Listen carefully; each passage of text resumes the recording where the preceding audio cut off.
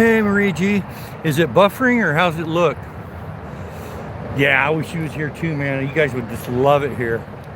And there's a picnic table right there, so you could sit right on the edge of the river and have you a picnic if you wanted to. Other than, it's good, cool, man. Other than the highway behind me is so damn noisy.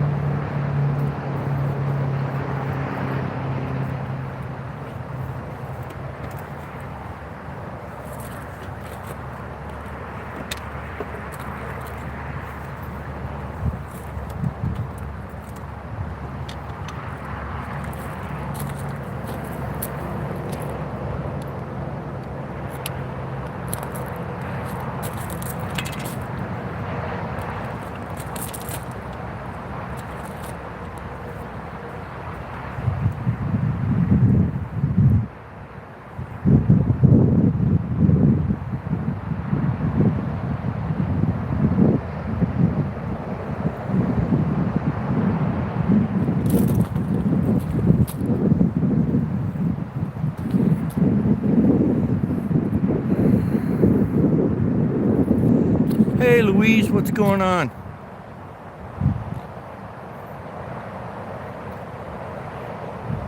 Hi Wanda, good to see you. Here, let's get you hooked up. There you go.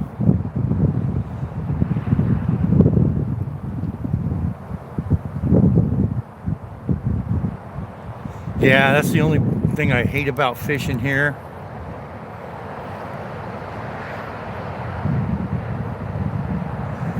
Big Al, what's going on, brother? Appreciate it, Al.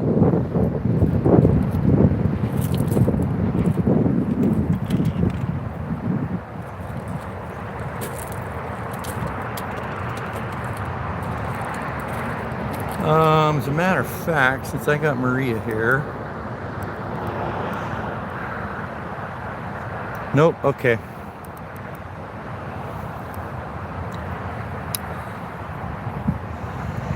Hey Jared, thanks for coming back, man. I appreciate it. Best Bitten Pieces. Thanks for coming in. There you go. Get you hooked up. Hey Al.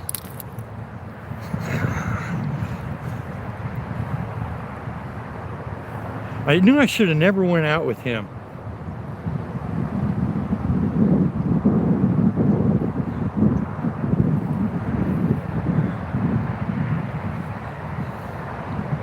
Yeah, this is a new spot, man. I hope it produces. And this river's fly fishing only, and it has been for like 45, 47 years. Been fly fishing only. Catch and release only.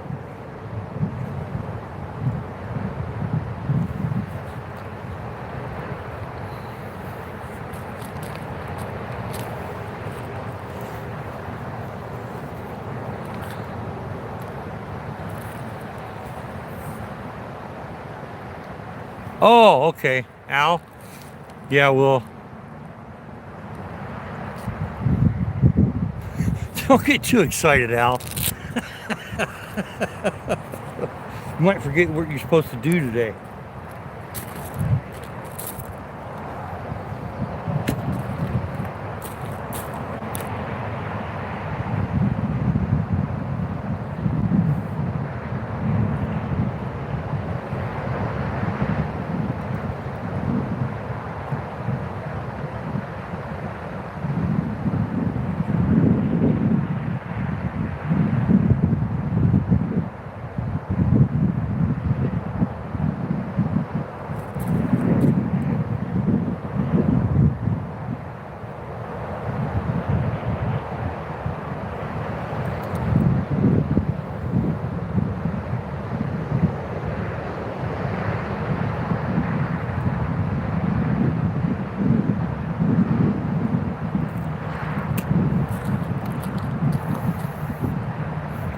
Hey Martin, what's going on?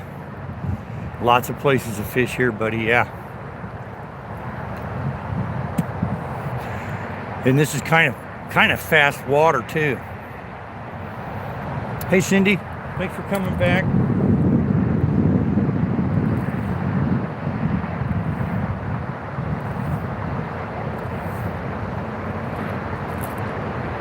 Okay, I'm gonna thread this thing.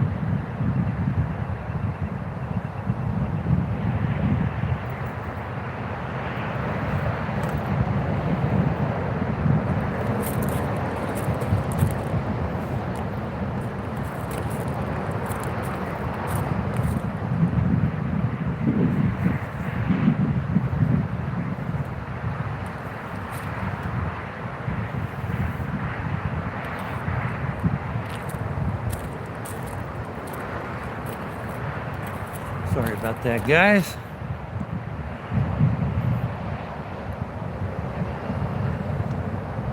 Yes, we're going to be fishing from the bank, fly fishing.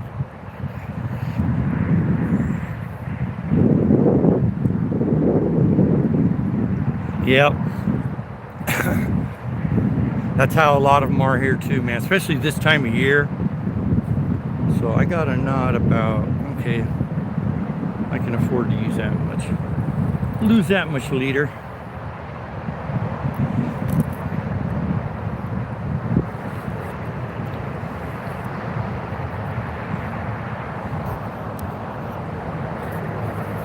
Yeah, we're going to be using, since this is selective rules, fly fishing only, I'm going to have, I'm probably going to start with a, probably a hopper, and then a emerger, and then a nymph behind that, or a, excuse me, Criminoid behind that.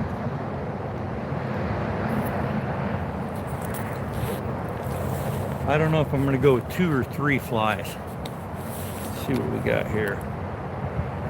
Not that one.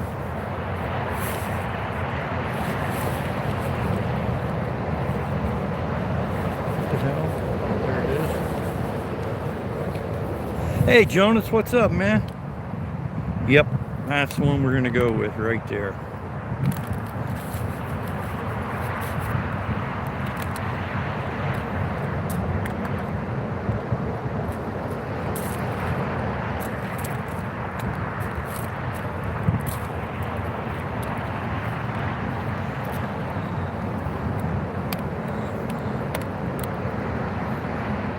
I know it. And this hopper's got a foam body on it, so it's going to be awesome. And then I got a actually this one, it's got a nymph behind the hopper, and then it's got a Criminoid behind that.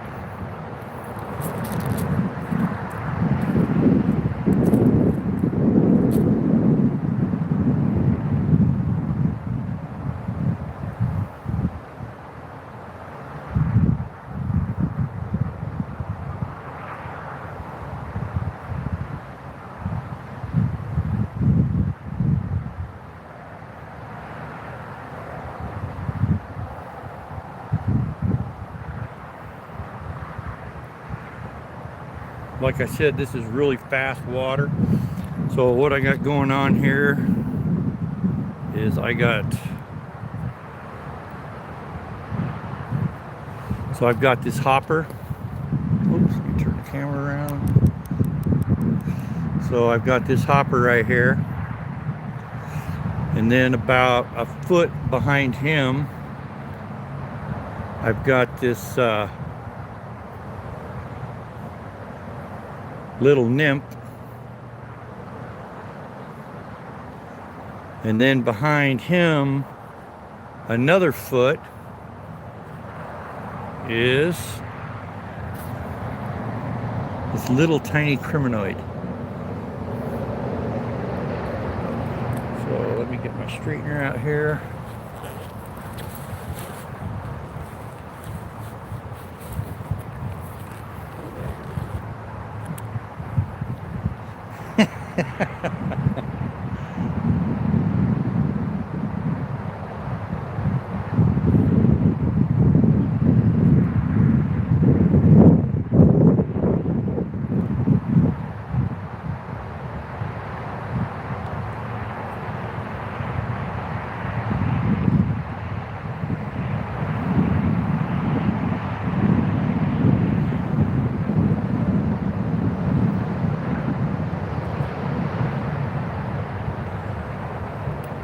Straighten all these guys out before I put them on.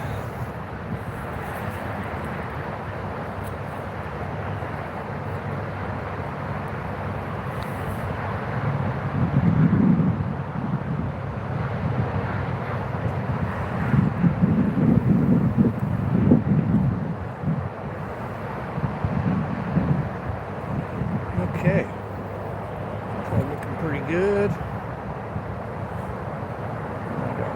Kink.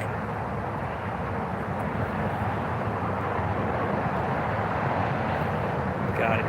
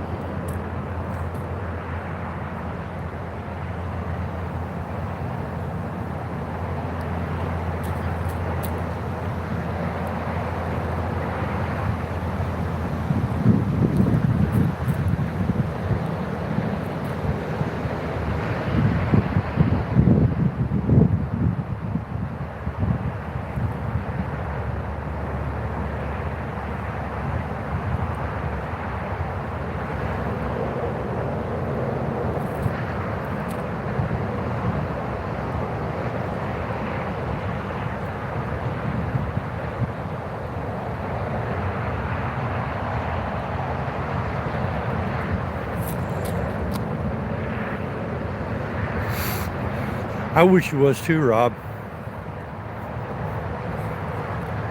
Okay, let me get my battery.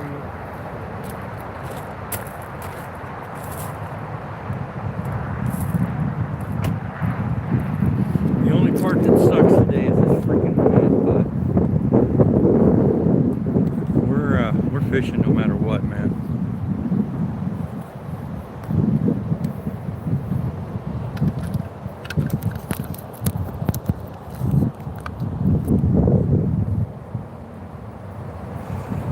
Okay, this thing plugged in. And I remembered my tripod this time.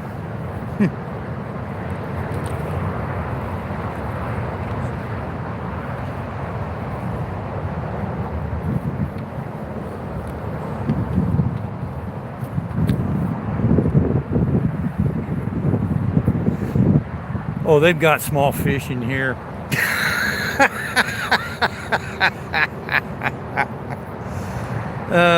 That's funny shit, man. So it's probably bass about the same size, you know. The lagoon side I think I might try. Well, no, I'm gonna try the Riverside first. I want to try those big eddies.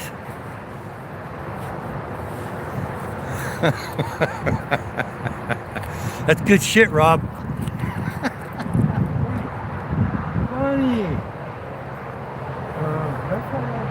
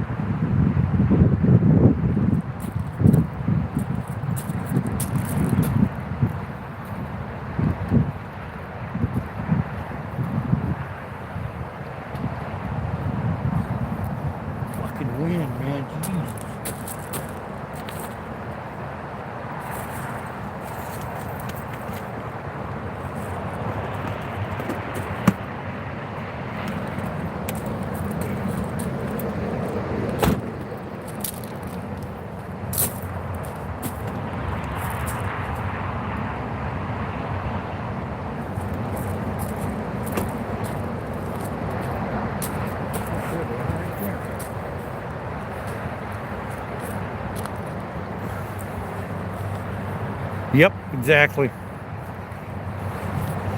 Brother Yoshi, what is up?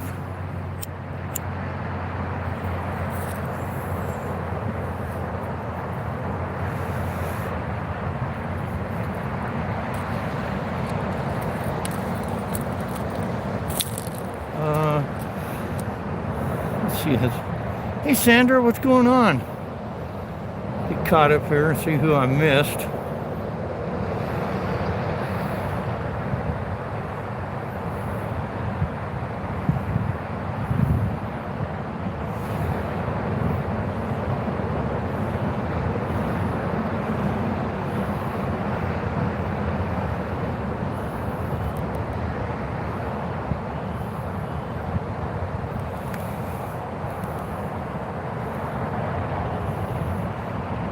Hey, Bethana, what's up? Thanks for coming in. Appreciate it. Okay.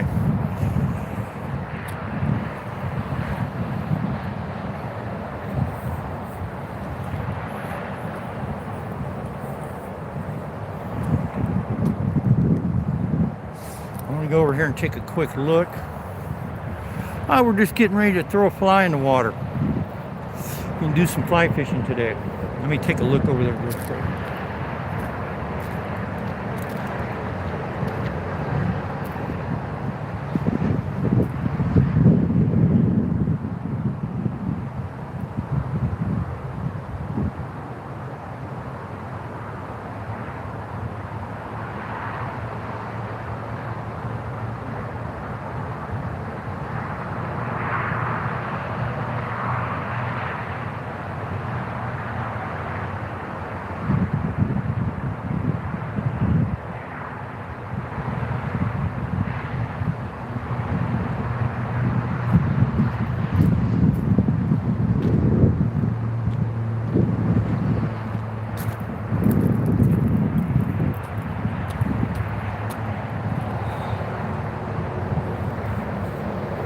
I know I was kind of looking over there. I want to make sure when I step out up on that bank that I'm not right over the hole I want to fish, so I spook everybody.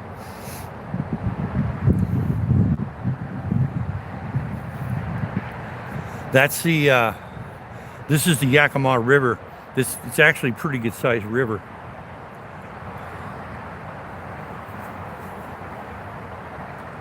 Yeah, yep. There's places like that here too, but this particular area, this is all public fishing access and public picnic area, known daytime use only, and the river's fly fishing only, has been for almost 50 years, catch and release only. So there's supposed to be nice fish in here.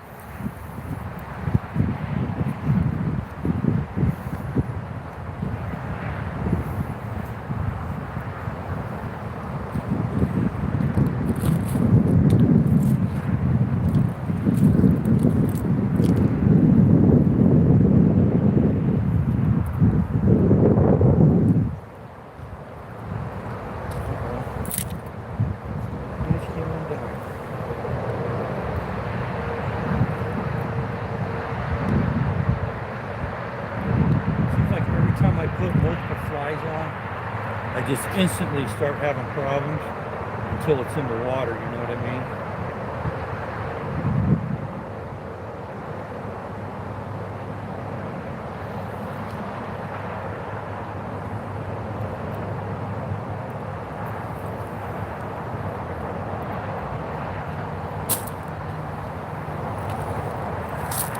All right, let's go.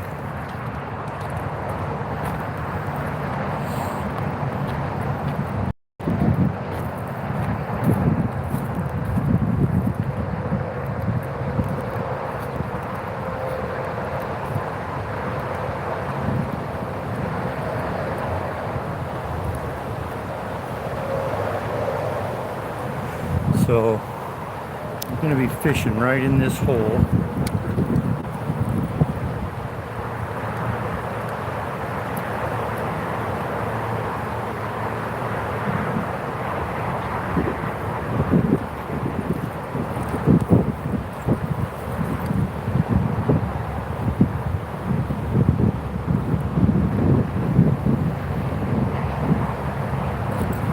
Nice.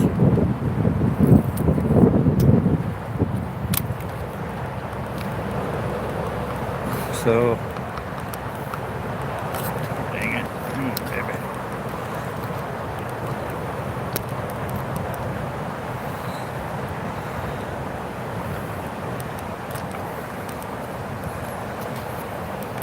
I know, isn't that a nice hole? And then I'm going to go up here off to the right side, and I'm going to throw in these rapids here, and I'm going to let it drift down into this hole. Yep, that's oh, you're talking about right over there. That's actually a gravel bar. There's a big rock right there with a big log laying on top of it. But yeah, I just want to work this area right in here. You can see there's a seam right there. It should be good, man. Yes, I got my tripod. You guys are on it. There'll be no drops today. All right, let me get my net opened up.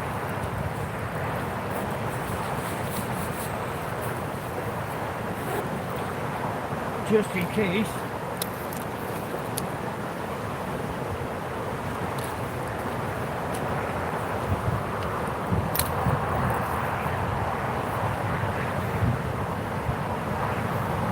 No, I'm not using an indicator. I'm using I got a dry fly hopper on.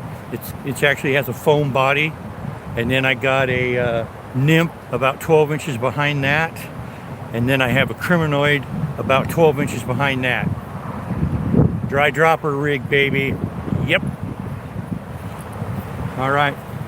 I'm going to go up here and pitch it in. I'm going to leave you guys on the hole where I'm going to be fishing, because I got a feeling I might just get something.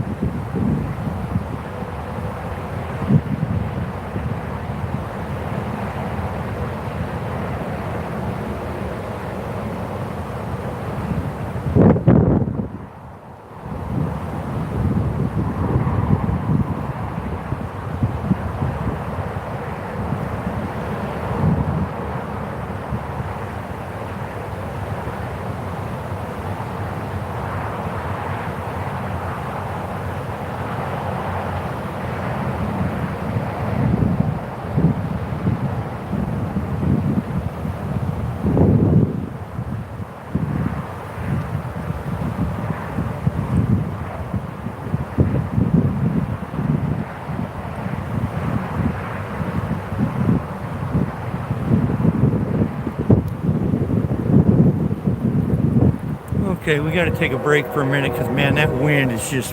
Hey, Jerry, what's up, brother?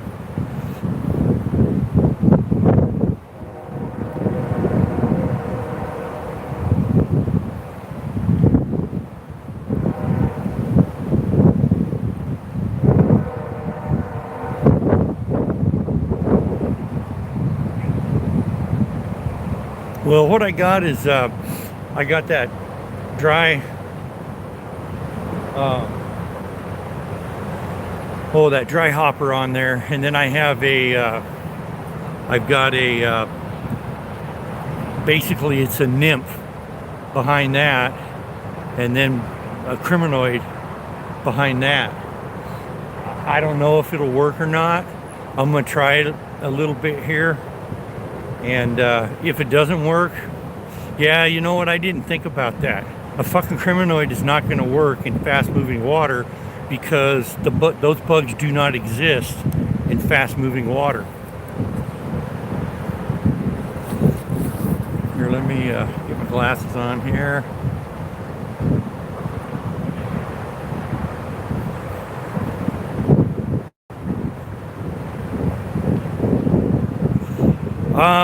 My float is it's a strike indicator. It's just a little ball, plastic ball, that's about the size of probably a nickel for a float. I'm about half tempted to go with something like that and putting something like either that or put a streamer on in this fast water like this. I'm about half tempted to put a fucking streamer on.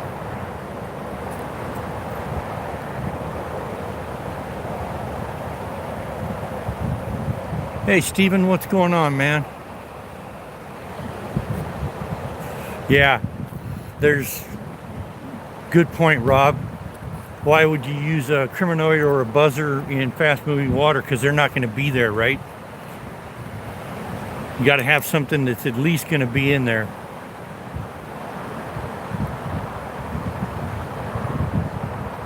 Oh, put a woolly booger on the... Okay.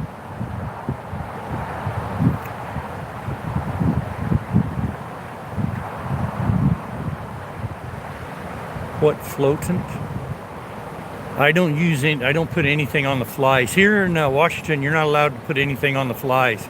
Nothing.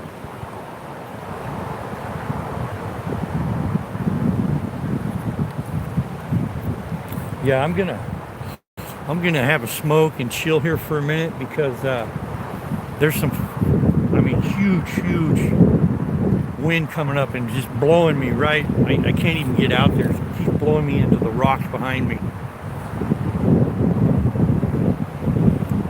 Yeah, in Washington State, we're not allowed to put anything on a fly.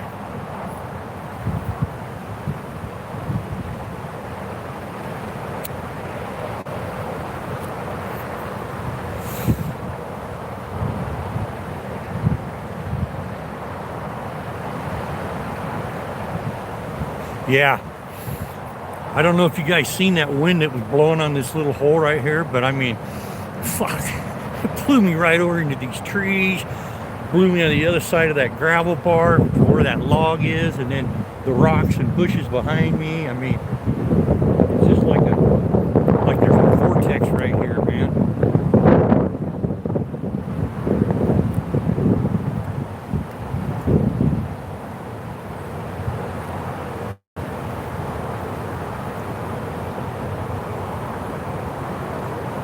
Yeah, it does make it tough, man. Real tough.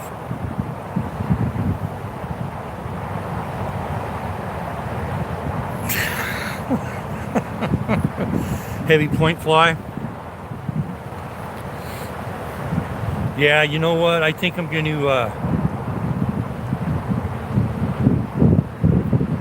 lose that Criminoid on the end, and I'm going to put a woolly booger on it. Man, I don't know what a Tenkara is, bro. I've never even heard that term before.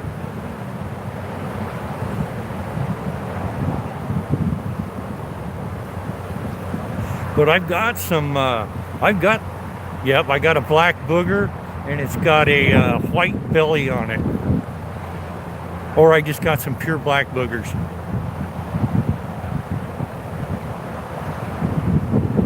Oh, okay. Japanish thing.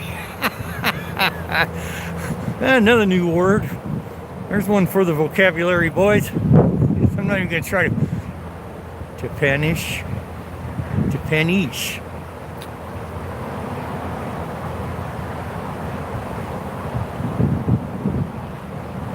Yeah, I'm going to break out a woolly booger.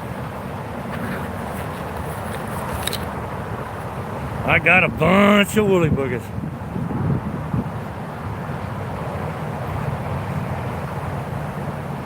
Yeah, exactly.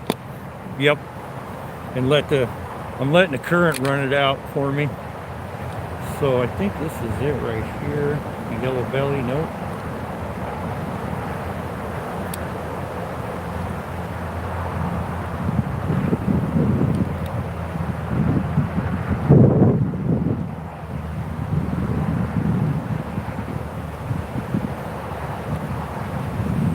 I could have swore I had one with a white belly on it.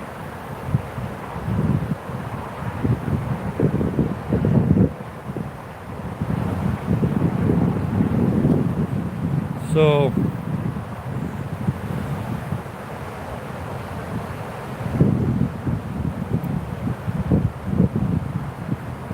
oh, okay, I got you. So what I was going to do, I got a couple different styles of woolly booger and a couple different colors too. So I got this guy right here with the brown body.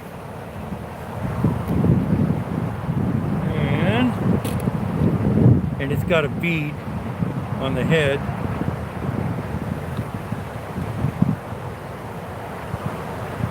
Then I have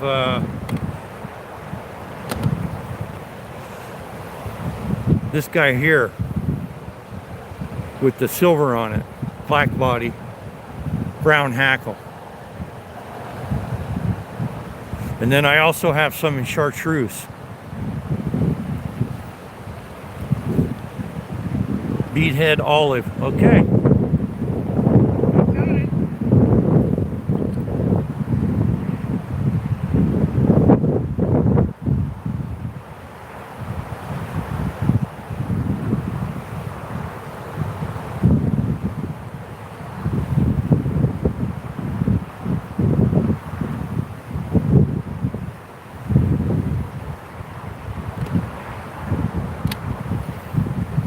So I got this guy.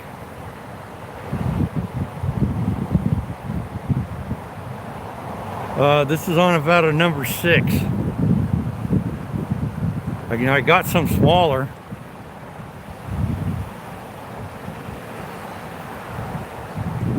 Yeah, okay.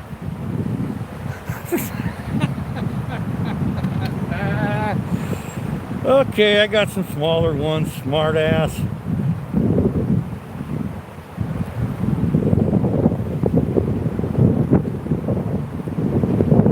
Oh, but those don't have bead heads, damn it. Gosh darn it. Okay, well. Okay, here's a smaller one. The only thing is that I don't really care for that tail on it.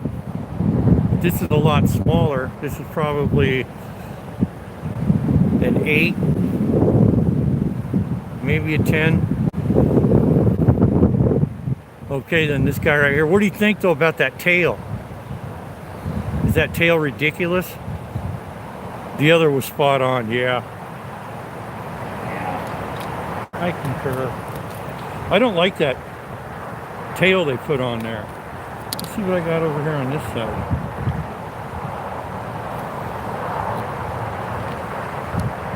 Okay, we'll go with the bigger one.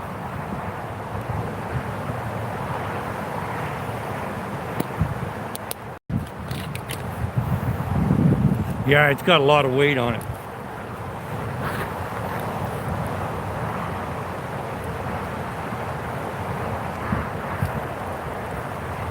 Turn you guys back around so you got a view.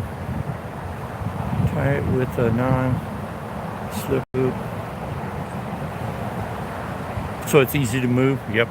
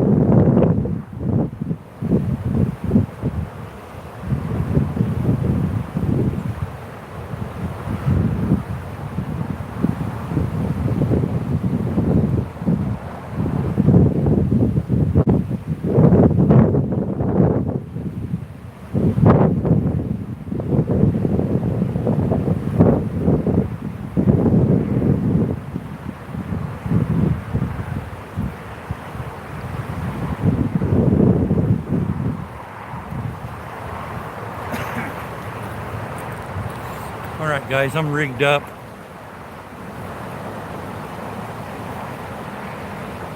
I was tying that woolly booger on and noticed it's got a barb on it. So I got to run over to my truck and grab my needle nose. I'll be right back.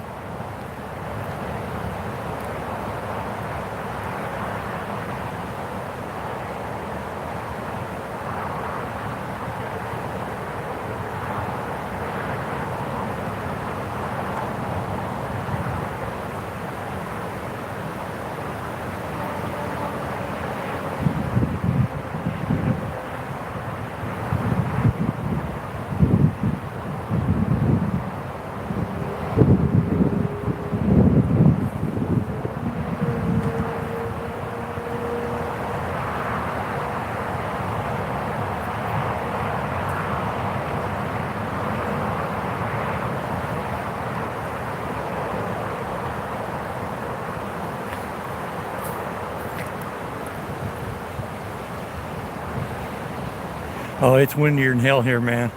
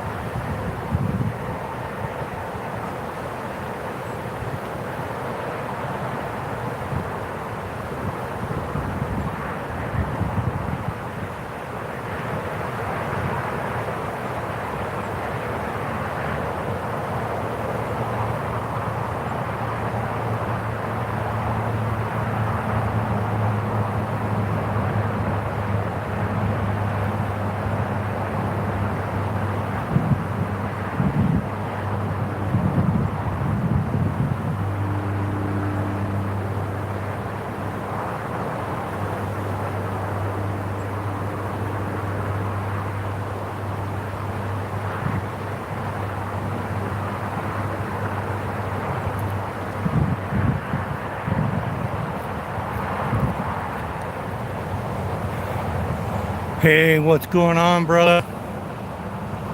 Do this, get this taken care of real quick here.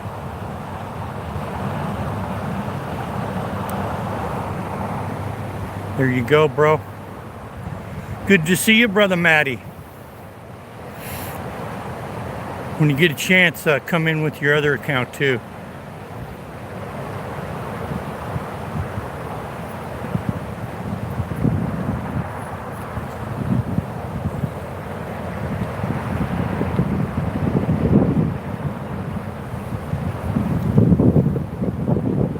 Helma Fresh. Still at work? Yeah, I'm just kind of, man, some heavy duty gusts were coming up and I'm just kind of chilling right now, man, because I mean, it's really going, but like Rob pointed out, I'm just going to throw it out there and let, you know, just do a slight little pitch, 10, 15 feet, and then just let the current do it. Backtrack, brother, what is up?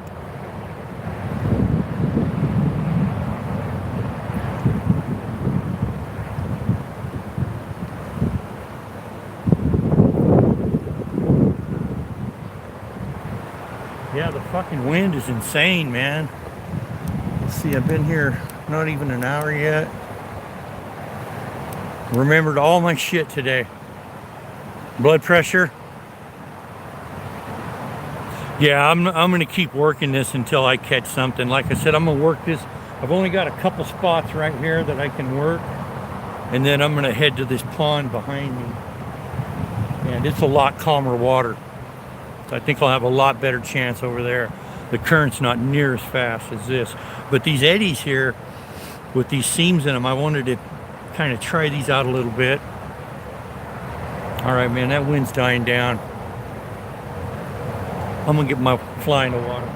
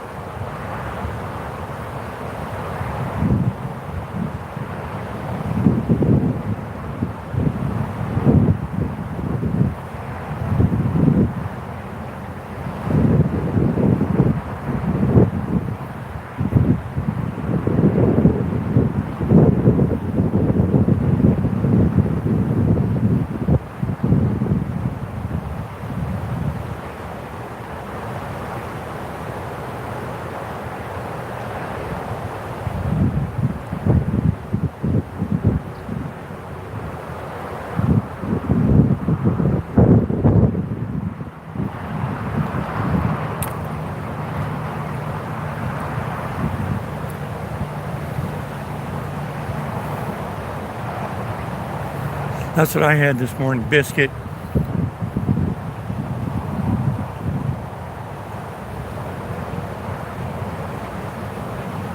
Thanks, Louise. Appreciate you, man. Thank you, dear. Yeah, I had the biscuit this morning with the sausage, egg, and cheese on it. I mean, it was McDonald's, but hey, man, it was better than going to one of those gas stations. I've had a breakfast sandwich at every one of those gas stations, and every one of them sucked the same. So I got two strikes in this hole right here, but I also I lost my woolly booger.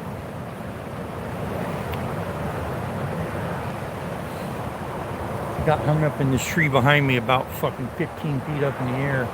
The wind is just absolutely vicious.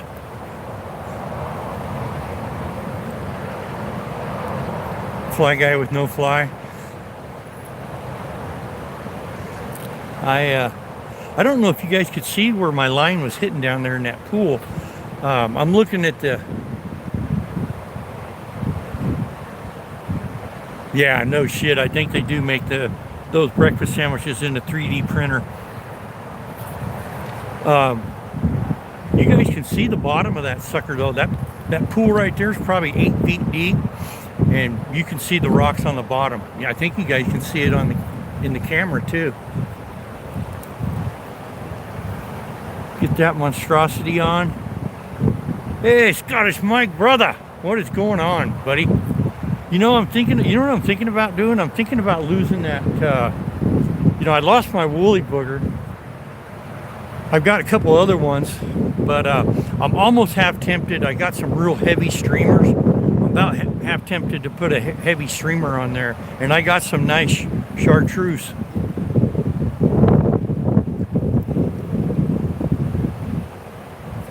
Pacific Northwest, what's going on, buddy? Guess where I'm at? Yakima River. Pacific Northwest lives in the same state I live in. In fact, I think he's probably only about an hour and a half from here. He might be 2 hours.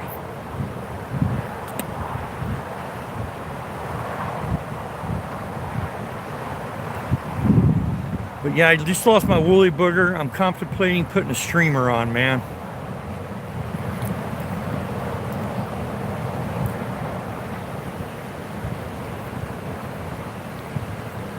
I know, I think that's what happened to, I don't know if I lost it in the back. I don't think I lost it in the back cast. But I did pop that tree, but it didn't feel like anything broke.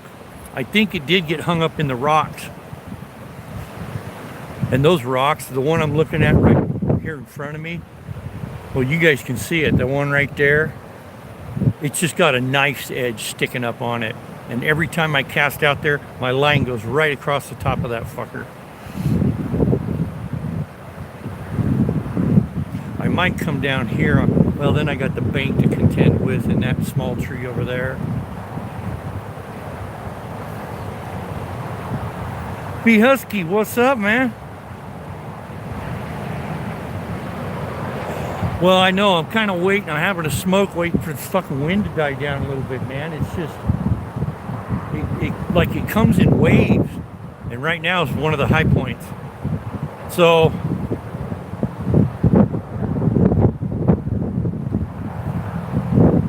I don't see using top water in this shit. So I guess I'll put on another woolly booger. I got some woolly booger streamers that look pretty cool.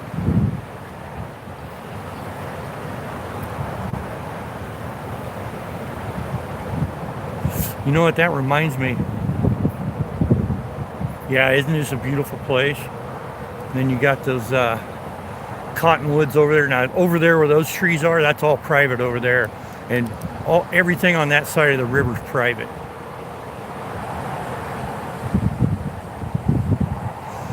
This one's still just a little bit high, but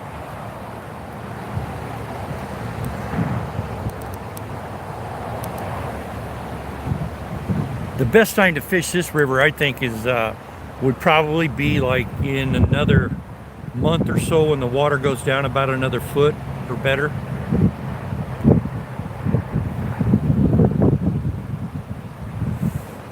Oh yeah. Yeah, but see that wind? I mean, this is right here where I'm trying to cast, and you can see how the wind's blowing that thing right there, that bush.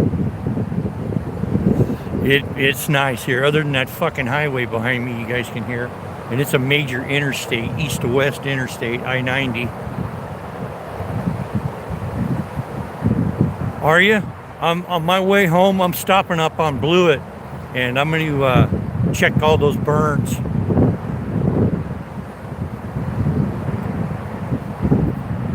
What I might do is go up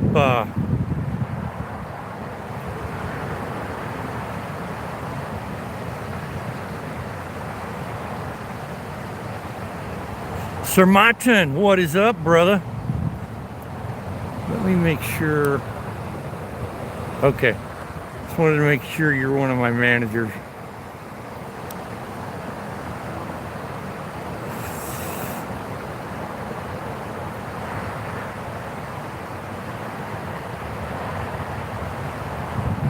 Yeah, I'm getting one of those. Backtrack.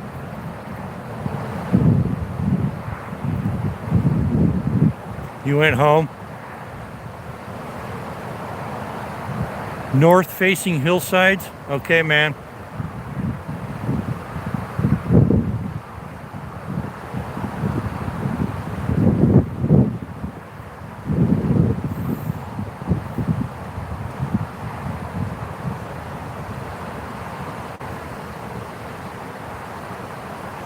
Pretty nice, ain't it, Mike? All right, I'm gonna put another fly on, guys.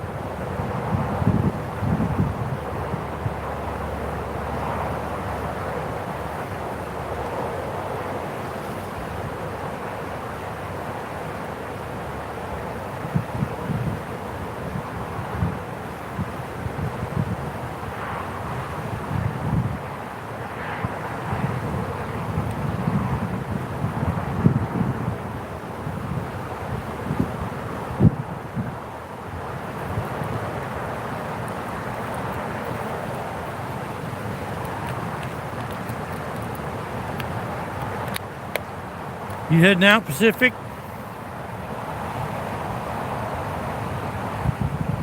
All right, take care. Thanks for stopping by, brother. I appreciate it, man. I hope you're right, Martin. All right, so I'm going to tie another fly on.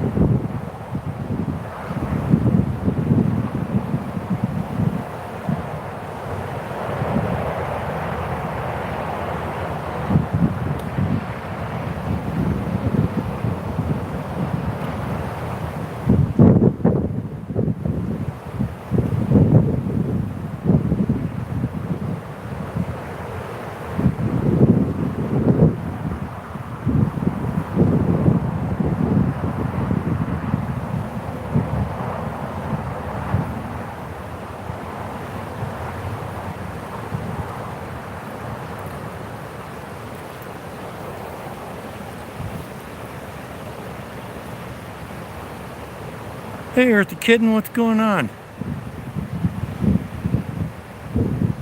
Hope you're having a good day today. Yes, you are very wrong, Martin. Well, there was that one time you were wrong, Martin. You thought you were wrong, but you were actually right, remember?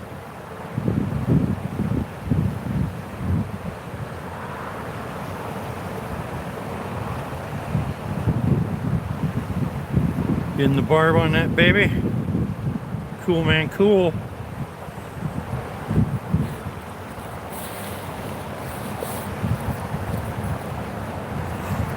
Toy Pops, what's up?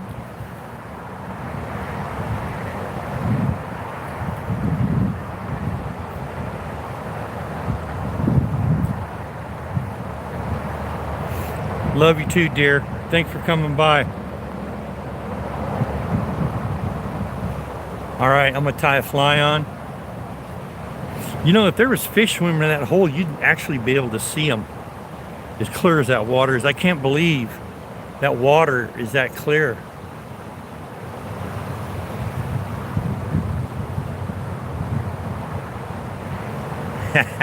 All right, guys, give me a minute. I'm gonna tie this woolly booger on.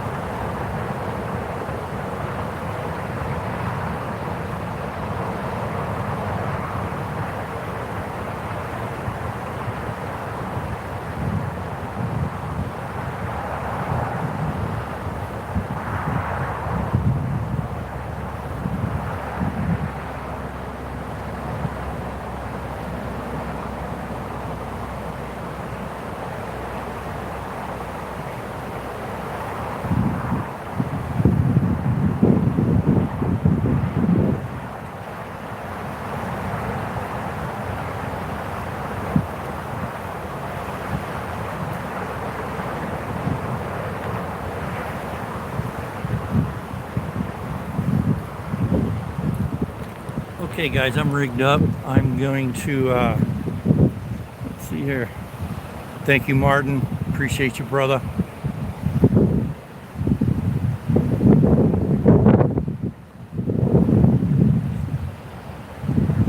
Yep, I know, man. It is absolutely amazing. And there's some big rocks in there.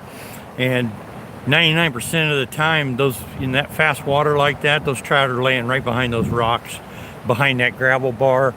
Right over there, there's a real nice calm spot right there, and that's where I've been casting into.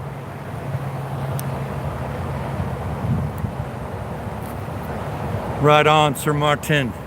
All right, guys, I'm gonna cast that in there. I don't know if you'll be able to see me casting into it or not, but I'm gonna leave the phone focused on where I'm casting in case I do catch a fish, so you guys aren't just watching me fight a rod, you know.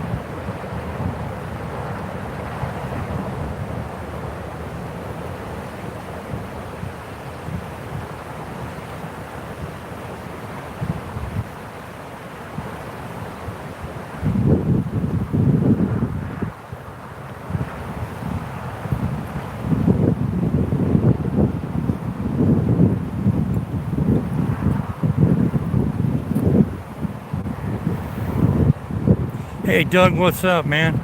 Yeah, I worked this hole right here pretty good. I did get a couple bites.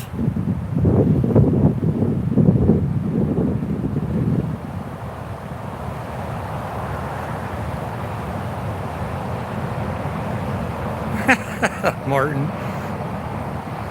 Good to see you, Doug. Thanks for coming in. Yakin, what's up, man?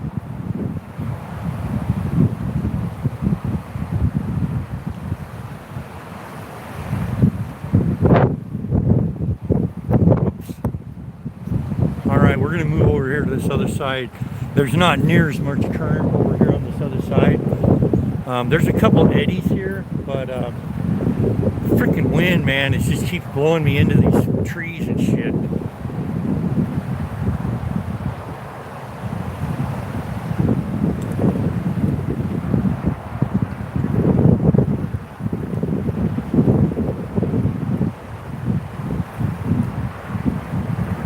All right, guys, we're moving.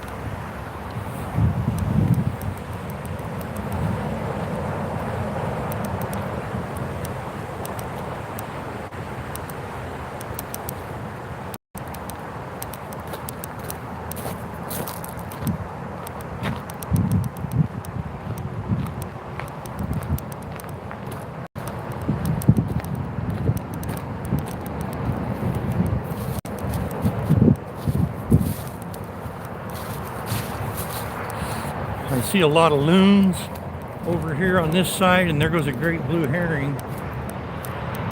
So there must be fish over here. Nothing else, maybe I'll catch a bass, who knows.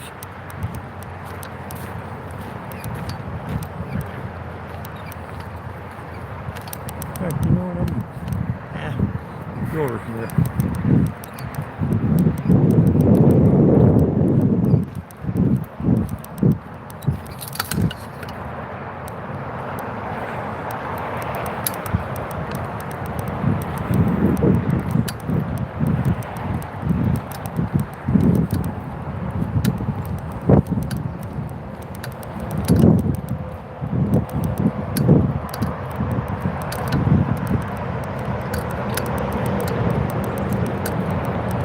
I like this spot.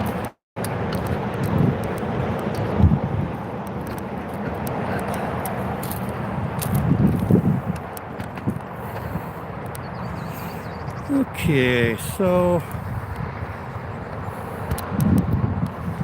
there.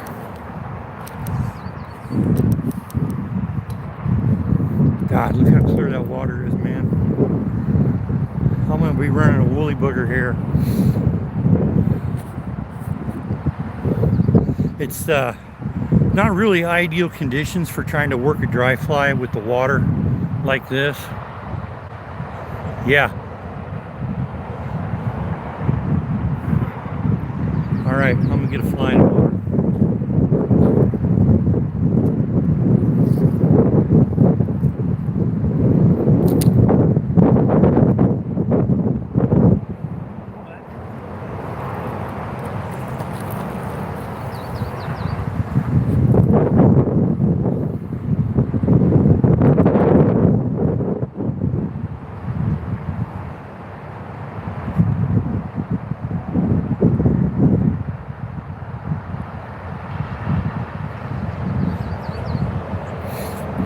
You mean nymph with a strike indicator on it?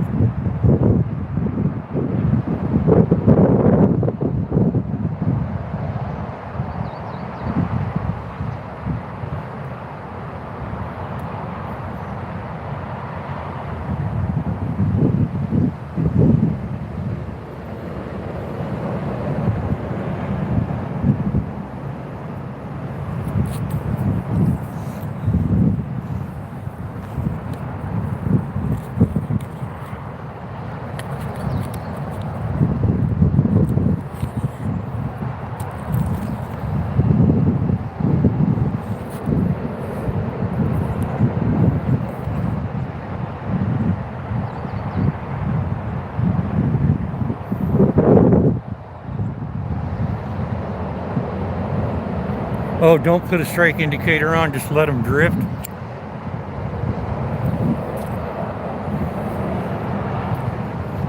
Pulling them slow. Okay, well I got a woolly booger on here right now with a bead on it. I'm gonna try it a couple casts. It's a nice olive chartreuse kind of with a bead head and then a bright fluorescent green tail.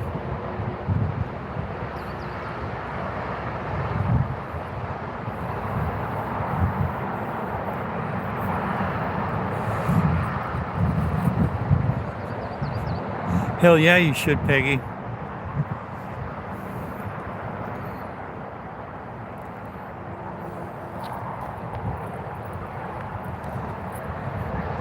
Yeah, I'm gonna try this real quick, and then I'll put a nymph on.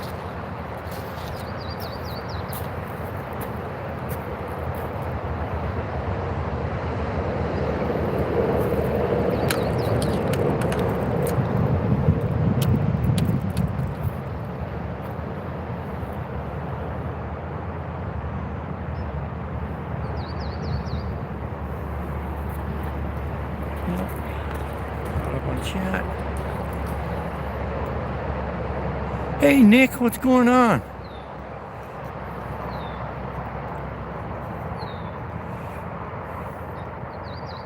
Okay,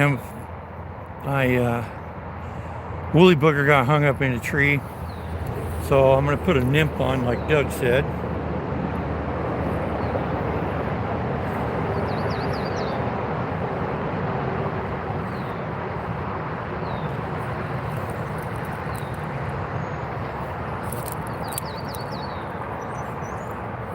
Thanks for coming in, Nick.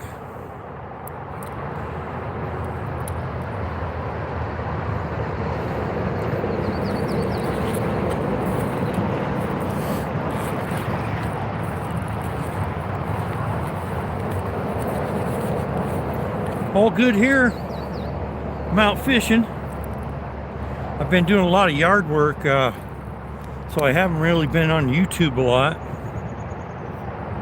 Okay, so those are all dry flies. I do not want none of them.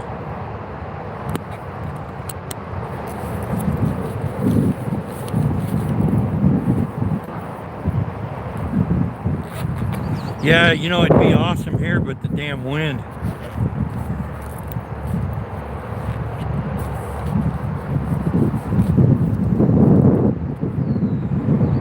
Okay, so those are buzzers.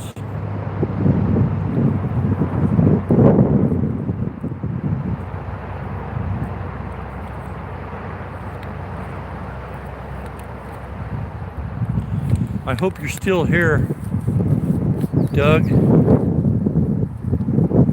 I know, but this dang wind, man, it just keeps getting me hung up in the trees. I hope Doug's still here.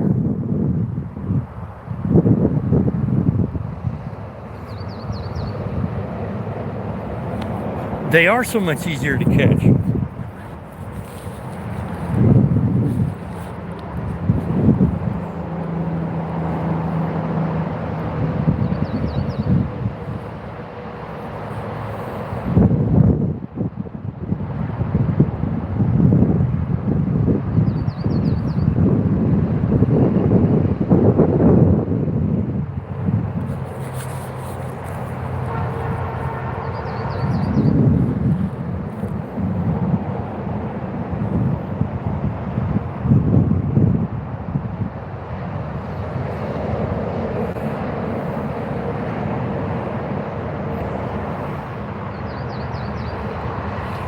Okay, so here's what we're putting on next.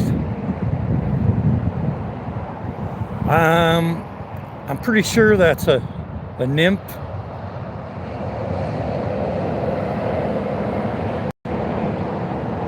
Yeah, exactly. At least I can do somewhat of a cast.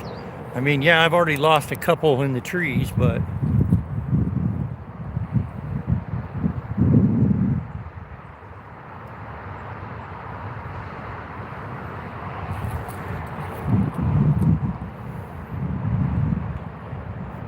oh yes, don't they? Eggs do that.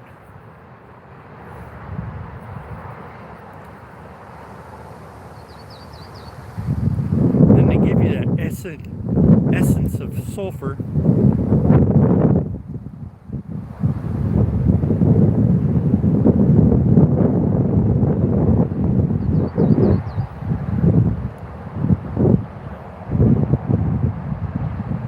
Yes, it is, bro.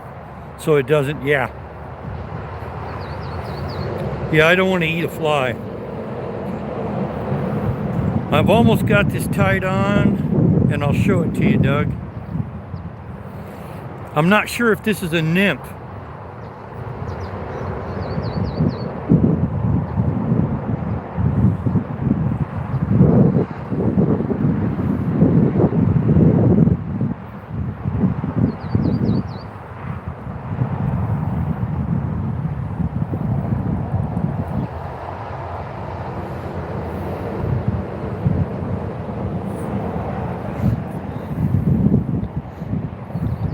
Is that what you call a nymph, Doug? Come on, baby. Focus, focus. There it is. I mean, I like the color on that body. It's got some flash in it. What do you think, Doug?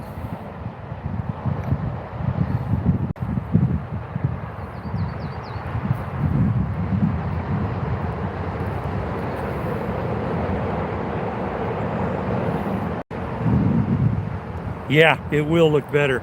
That flash on the body will really stick out.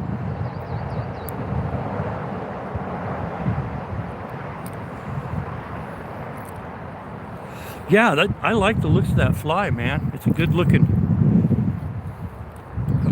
outfit. Where am I hung up at? Around behind me, yes.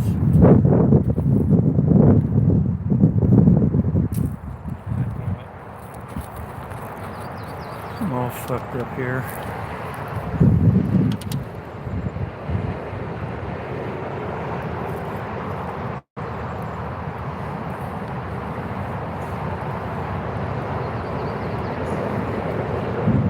There it goes. Jesus. What a mess.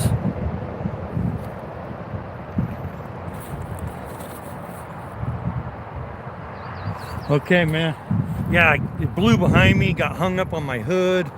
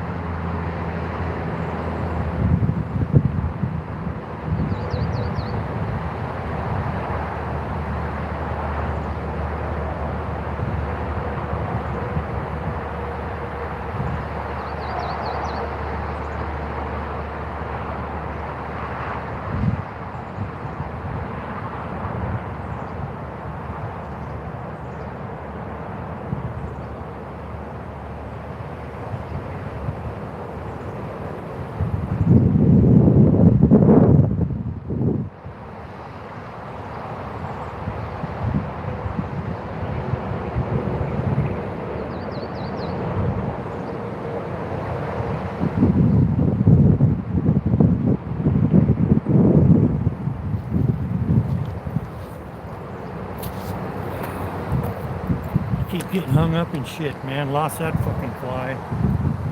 God dang it. Oh, I lost that whole fucking leader. Son of a bitch.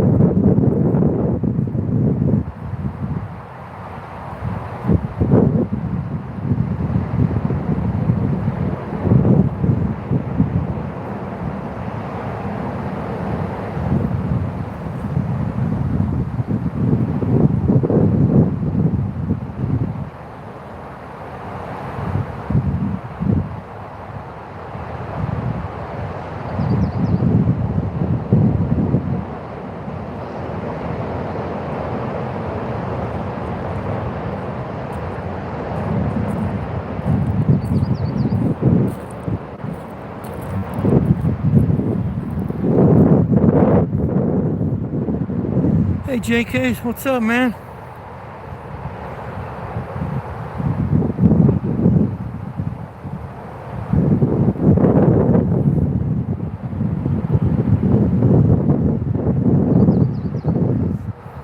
Does it? Yeah, I don't have any of that kind of line, Jared.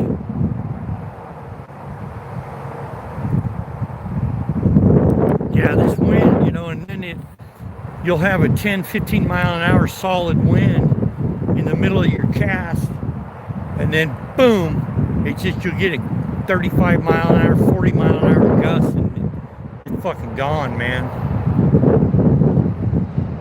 Third fly I've lost today.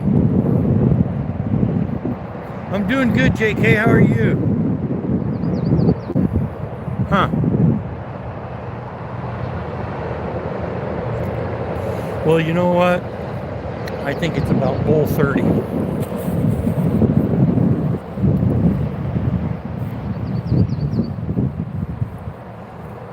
I think it's bull 30.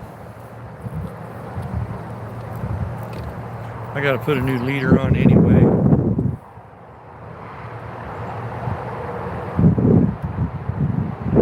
Okay, Nick, thanks for stopping in. Get some rest, love. Say hi to the old man.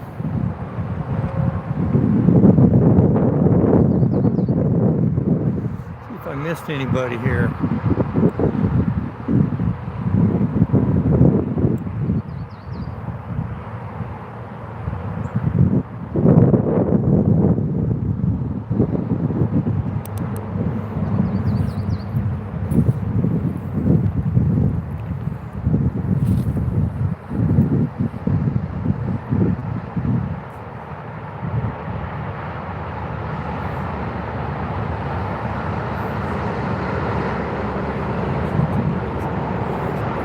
Gotcha, man.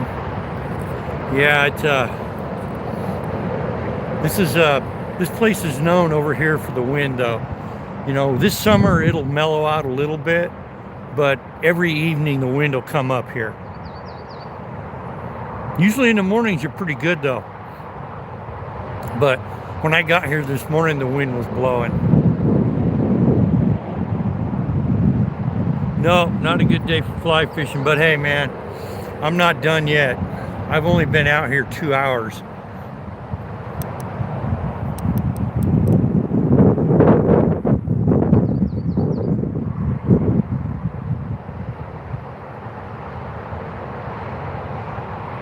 You see Bigfoot?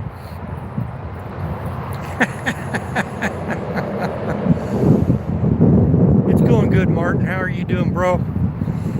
Haven't got anything yet. I've lost 3 flies in the trees because of this wind. I mean, it is just going for it.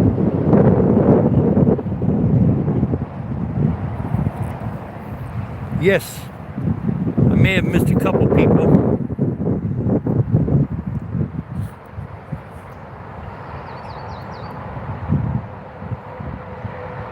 Yeah, that's how it usually is here too, Jared, but today was an exception.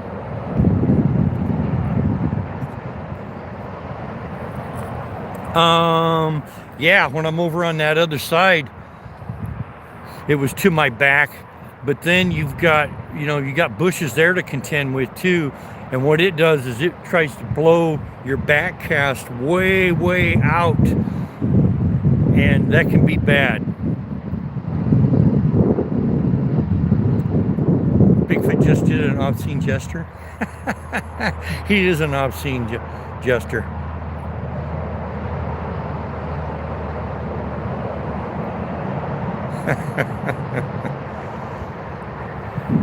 Yeah, I'm just gonna lighten it up a little bit here.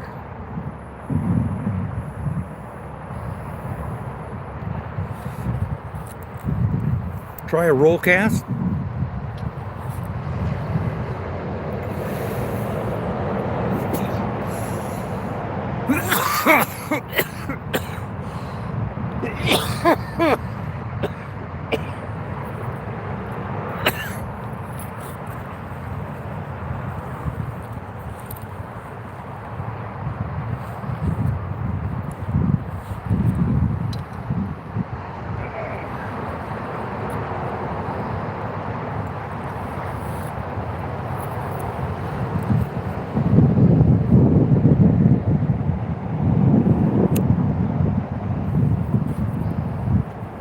Yeah, I can do a roll cast too. I don't get out as far. An experienced fly fisherman, it doesn't matter to him, man. He can get out there no matter what. But, I mean, I can still get out there 30, 35 feet, no problem, which is plenty far enough.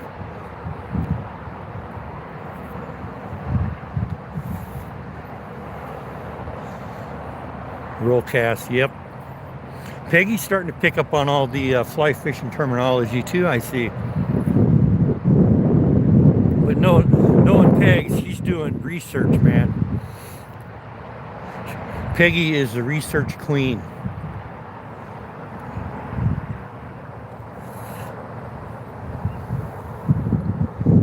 That is a pretty view through that phone, though, I'm looking at.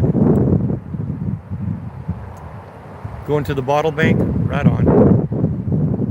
So, I don't know if you guys have heard, we're doing on Saturday, No Frills, Brother Matty's doing a panel chat, and everybody's going to be partaking in the spirits. Okay, Brother Martin.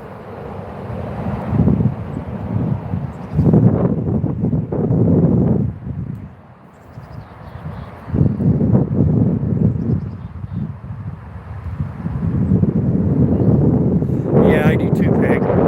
I do too.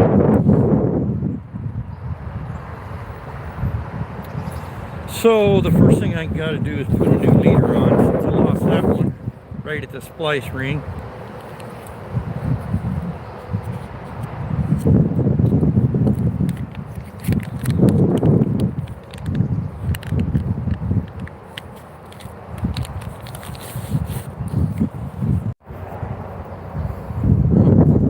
Little hiccup matrix there.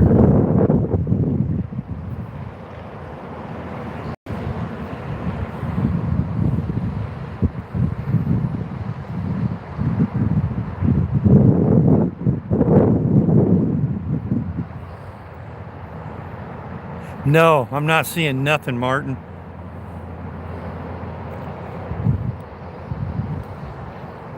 No fish jumping, nothing.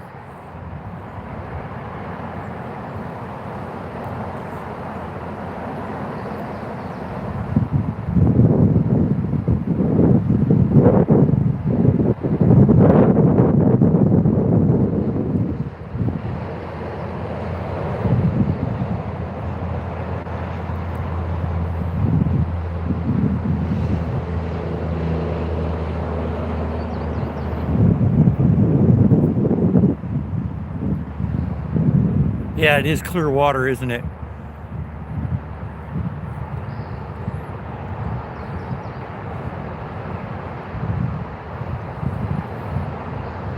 Yeah, you know what? That's how I'm going to be. If I win, I'm going to tell him to pass it on, forward it.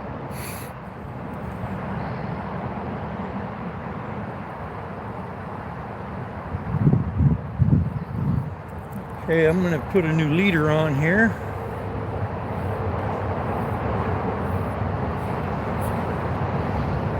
So this is what I run on my leader. So I got about, I'd say 5 foot of tapered leader on there. And Doug turned me on to this. And then what I have is what they call a splice ring.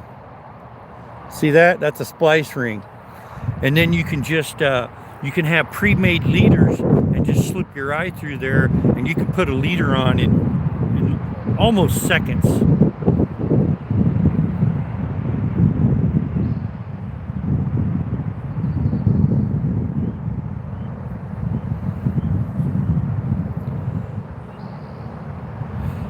Yeah, I love those splice rings, man. They're the shit.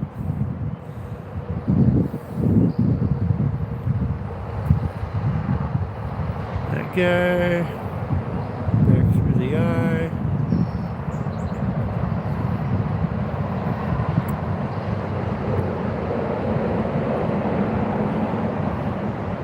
Yeah, and what I'm running off my tapered leader is I'm running a, this here's a 3-pound test.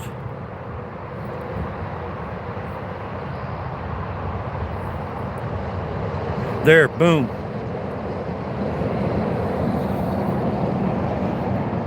Let's see if you guys can see that.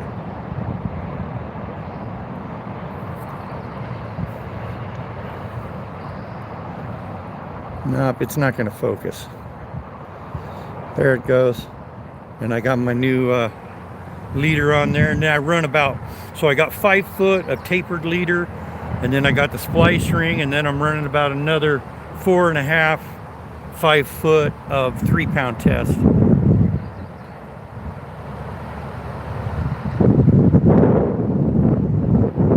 Tippet rings, okay. Yep. Yeah, like I said, I don't know all the terminology. I'm still learning it.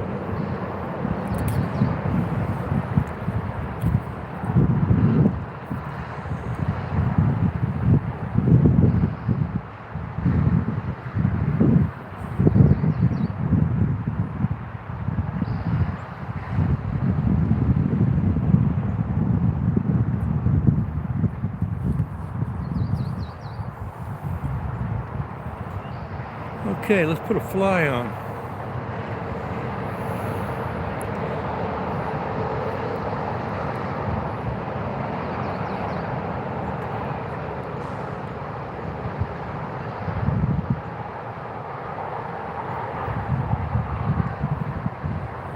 Okay, so I think I'll go with another nymph.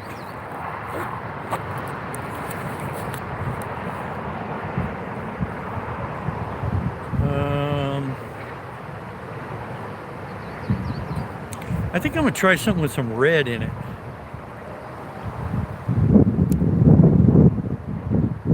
Red with a, looks like peacock body.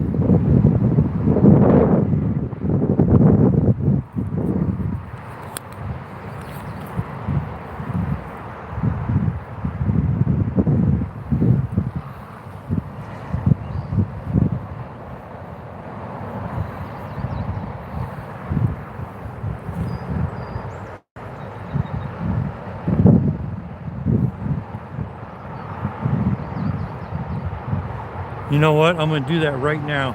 Jared, thank you. Before I put that fly on, I'm going to take a look, see what I can see.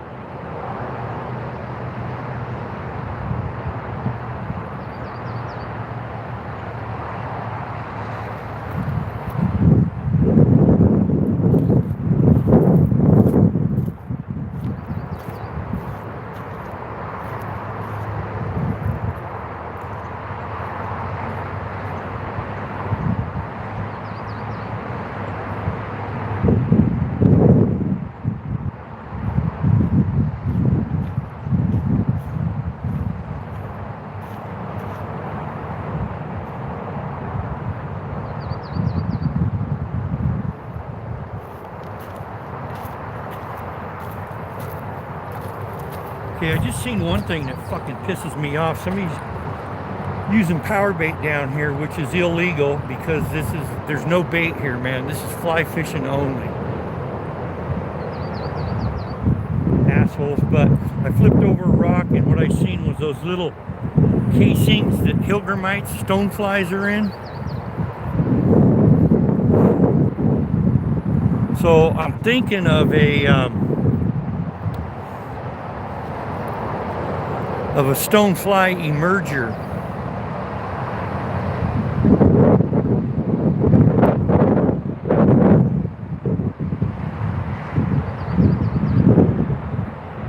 I fucking hate that, man. You know, I've used power bait. I carry half a dozen different colors in my tackle box. One of them fishing areas that bait fishing is allowed. Cadis, yeah.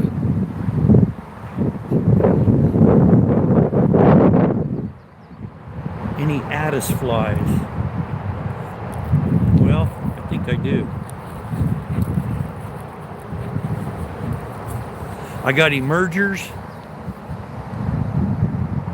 Power bait, it's kind of like silly putty, but it's scented and it comes in different colors. And you can actually get it in different scents.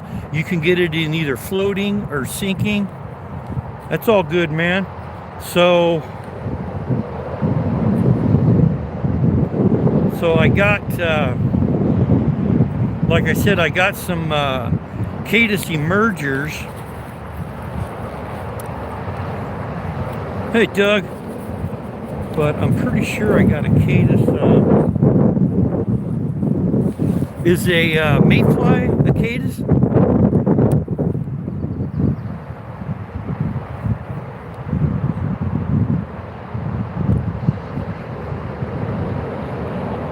Yeah. No. Okay.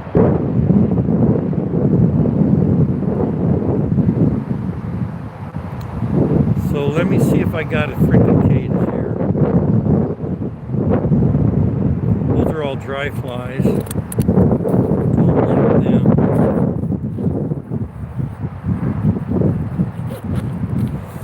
So let's get out these guys. Wet flies.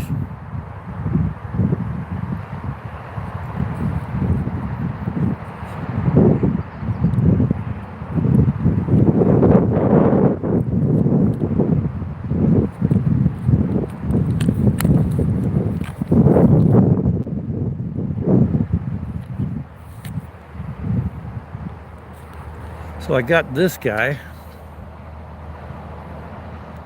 I'm not even sure what the hell that is. It's kind of on one of those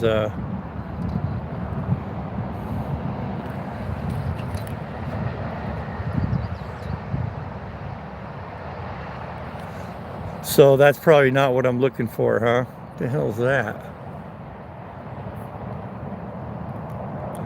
Well, that's part of the tail's bent.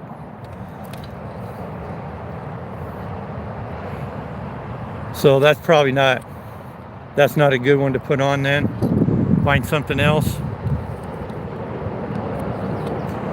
I want it beaded though with this current. I want it to sink.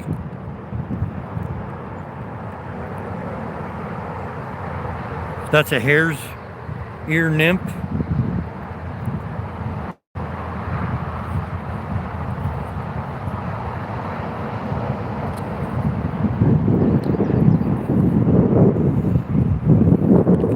Then I've got this.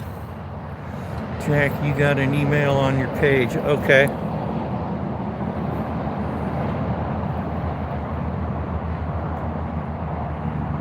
Put this on.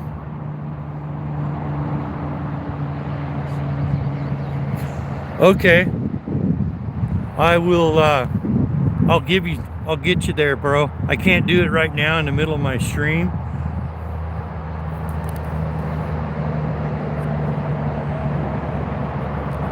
Pheasant tail.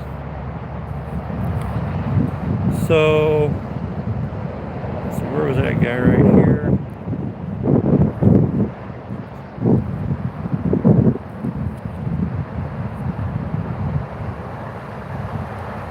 pheasant tail, huh?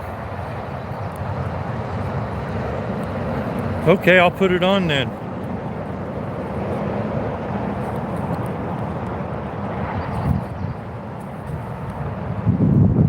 I'm trying to see if I had one that was weighted.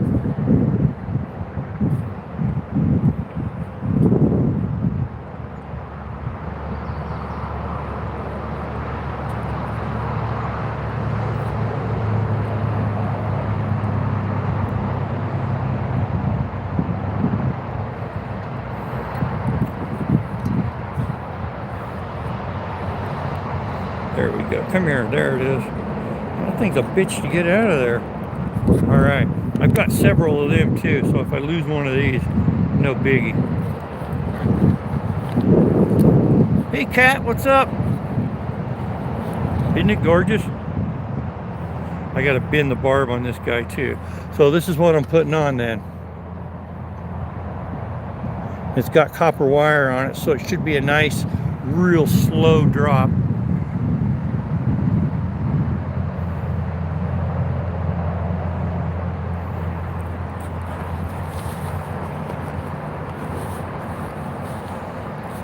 No, they're not feeding on the surface. There's nothing on the surface, man.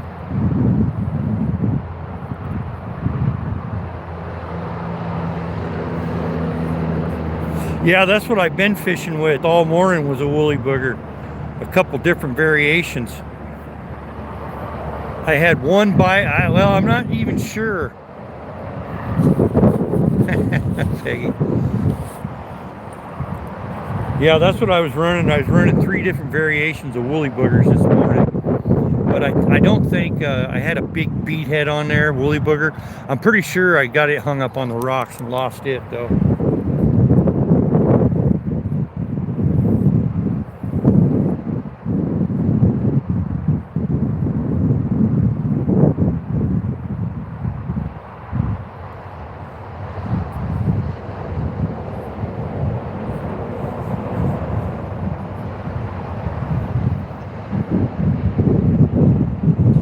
Yeah, you guys sub with each other. You guys want to post any of your latest videos or your channels? Go, feel free to, no problemo.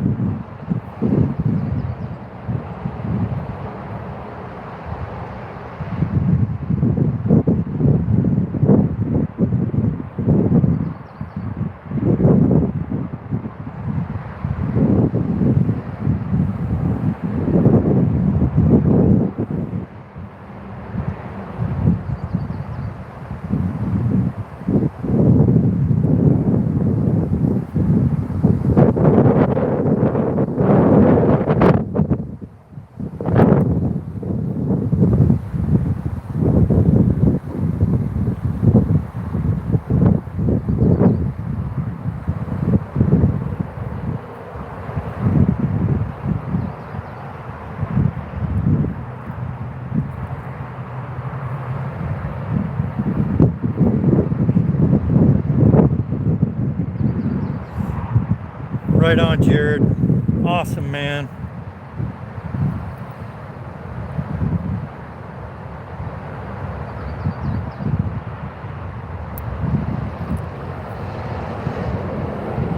All right. Yeah, drop your link, Jared. Feel free to, brother.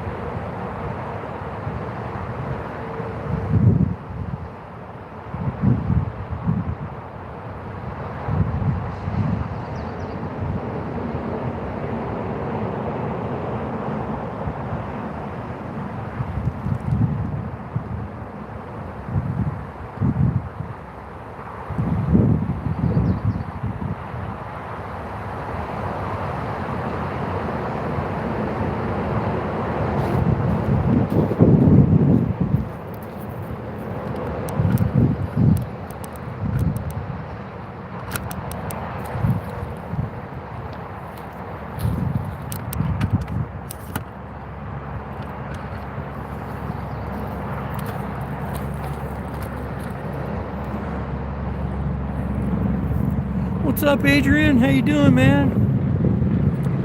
What's up, Jack? This is actually a river. This is the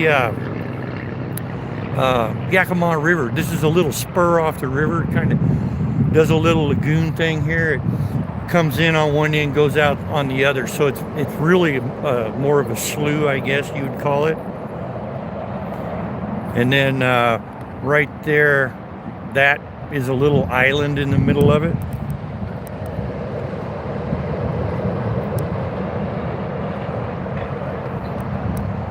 All right, I'm going to get the casting here.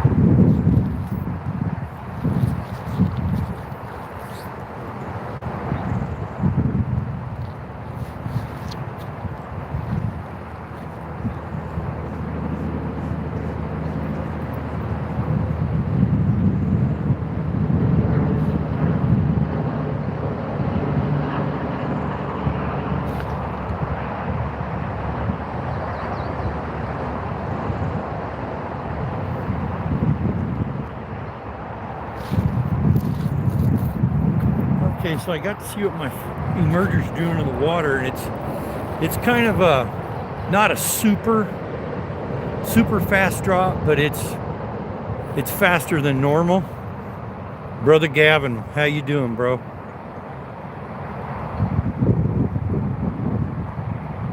Good to see you, brother Yoshi. Brother Yoshi, what's up?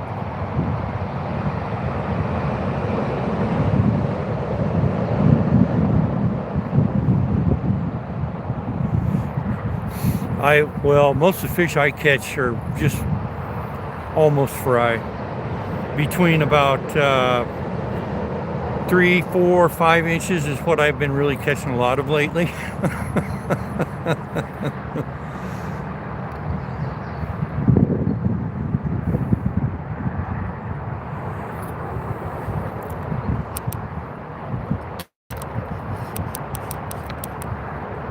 Yeah, I've never slapped. Well, I swatted my oldest daughter when she was a baby. Well, not a baby. When she was about 3, I guess I had to give her one swat on the butt. And then my youngest daughter, I think I swatted her on the butt twice. When Daddy did it, it hurt him a lot worse than when Mama did it. They were used to getting swatted on the ass by Mama.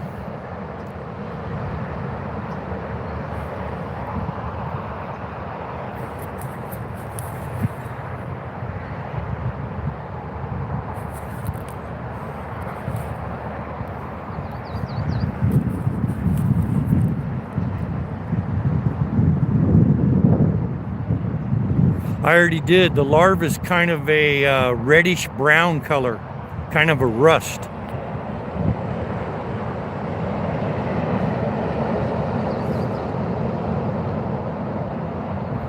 Yeah, so that's what I'm going to do. I'm going to put on an emerger.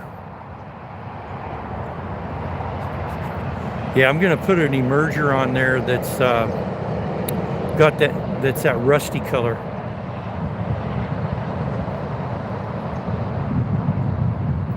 Yeah, that's one thing, Peggy. The Scottish people aren't short. They're 6 foot plus. They got a lot of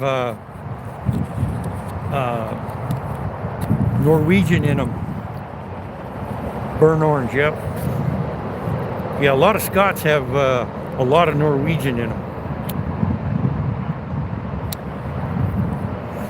Yep, I'm gonna put burnt orange on. Talk me into it.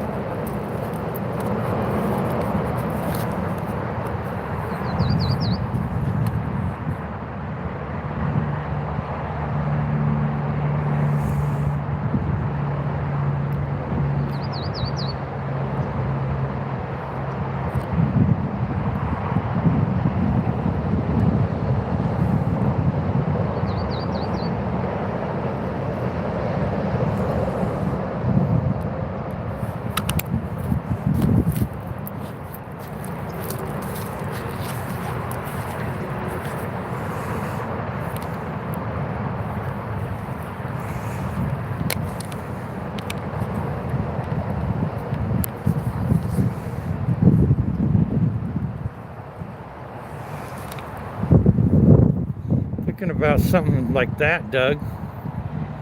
That's pretty close. It's a little bit brighter. I think I got something better. Yep. The Vikings, I did a lot of reading on it. And there's, in Scotland, North Scotland, there's some caves called the Bone Caves. And that was like a secret base that the Vikings used. And what they would do is they would do raids, and they would keep stockpiling all their goodies there, all their plunder, until they had enough to fill all their boats, and then they'd head back. But they used the stone caves were like their, or yeah, the bone caves was like their hideout.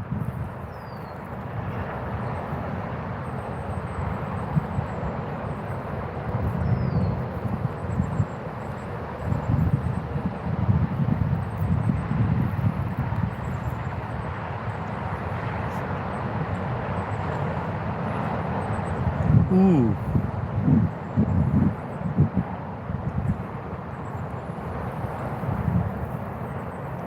Yeah, I love history too. I've been doing a lot of reading on it, especially Scottish history, since I found out that for my entire life I was under the impression that we were mostly Irish, and then I had the blood work done, and I'm mostly Scottish.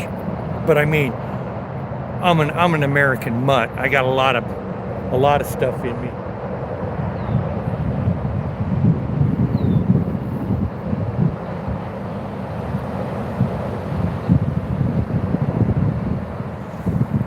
So let's see if I can find, oh, I know where it's at.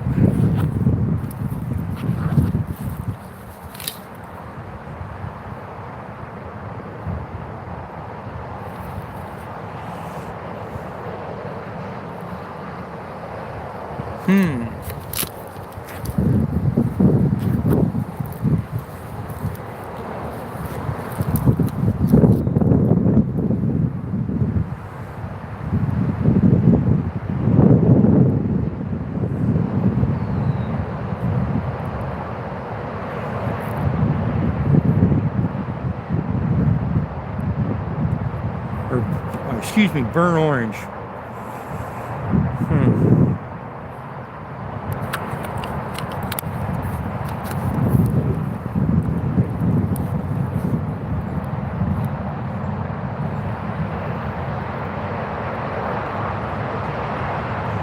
Yeah, you're Jared. You're in Appalachia, ain't you?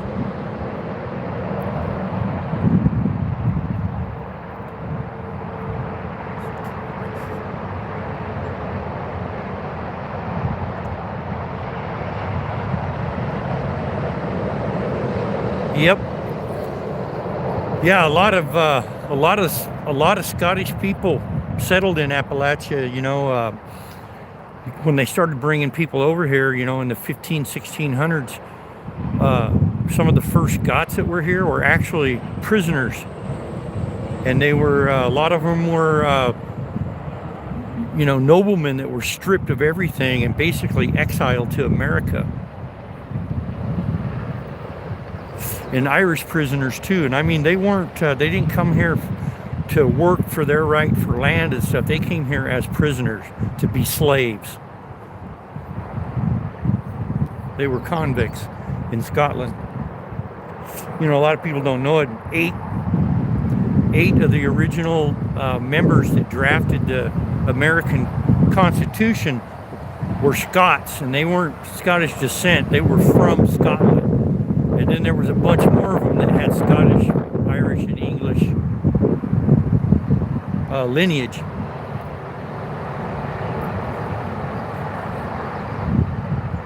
No, I haven't caught any fish yet.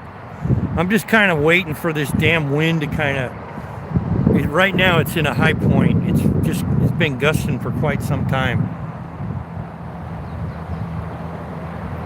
And then actually I've caught 2 trees, a rock.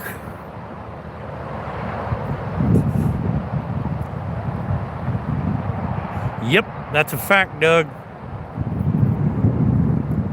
Because those guys are all Highlanders, and that's why they made such good mountain men, And in the like 1820s, they had a huge surge of immigrants come over, and a lot of those guys became mountain men. Well, the reason those guys were such badasses is because most of those guys were, I caught myself too.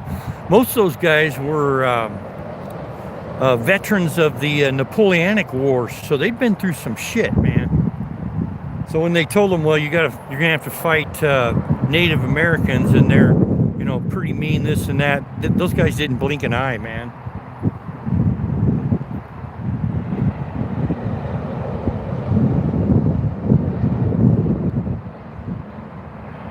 Yeah, I've been catching everything except fish today.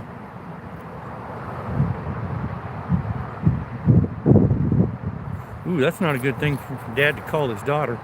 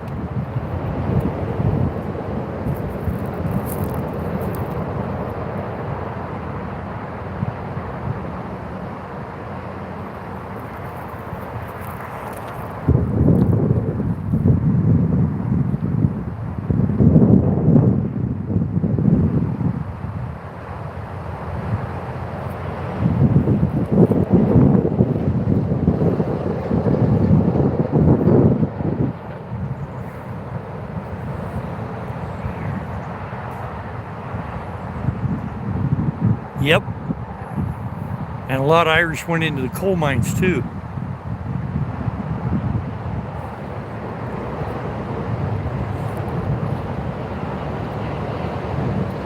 So I'm going to take this emerger off. And I'm going to put a burnt orange nymph on.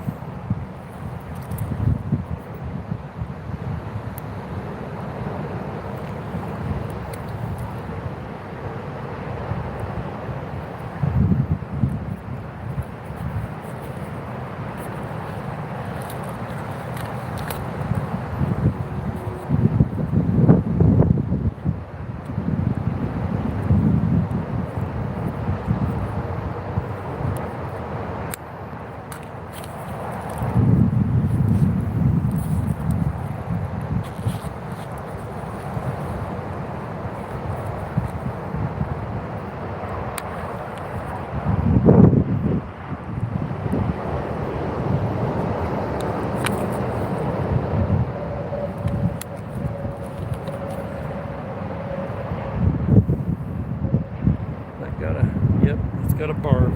We'll lose that barb.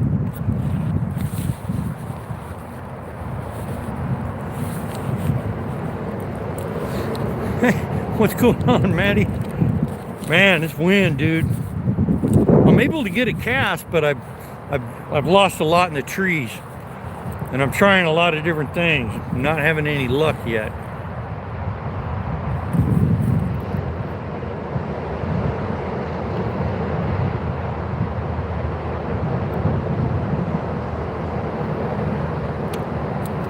Go.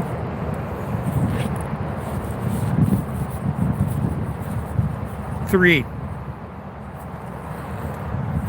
Actually, two 3-pounders, a rock, caught myself. The wind is definitely not cooperating.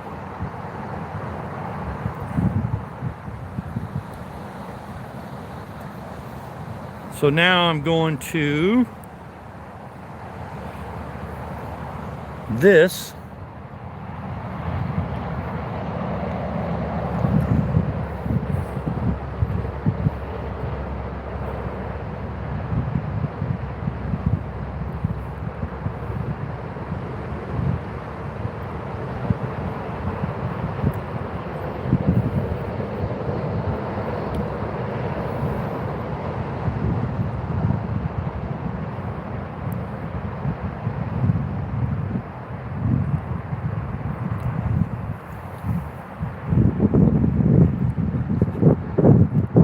Yeah, that's kind of what I'm doing. I don't make flies. These are all store-bought, Martin. And some of them, a buddy that lives over in this area somewhere, he gave me some. But yeah, I don't have a vise yet. I'm not tying flies yet.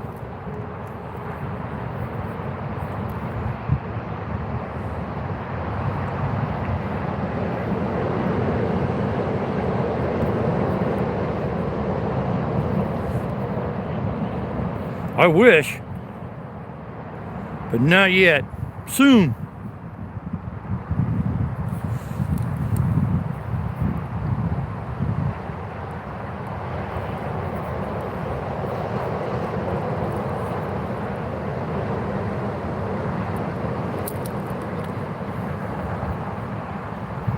Yeah, I could have bullshitted, huh?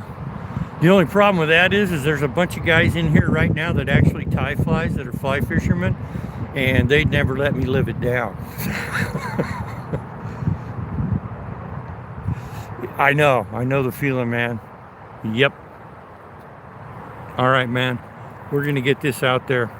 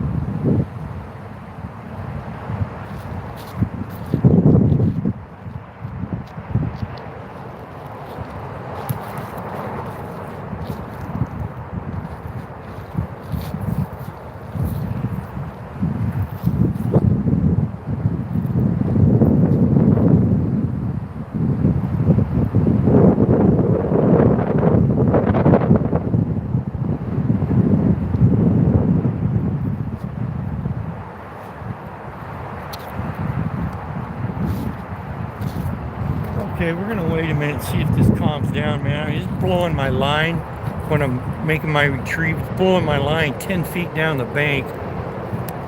Oh, there you are.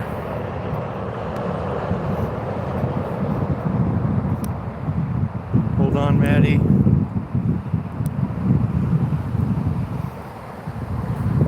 There you go, brother.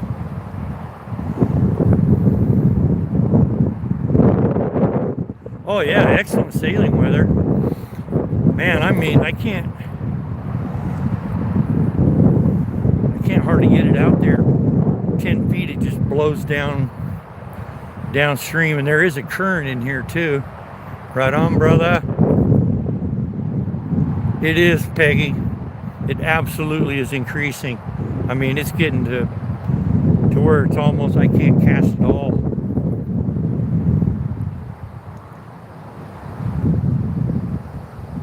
And you know, I'm right-handed, so I got the winds coming in on my left shoulder, which is a good thing because at least that way it's keeping the fly away from me. But if I try to go back to the river behind me, it's going to be, that's what it was doing to me earlier today before the wind was this bad, and it was blowing the fly into me. And that's when I caught myself. Actually, no, I caught myself here. Never mind.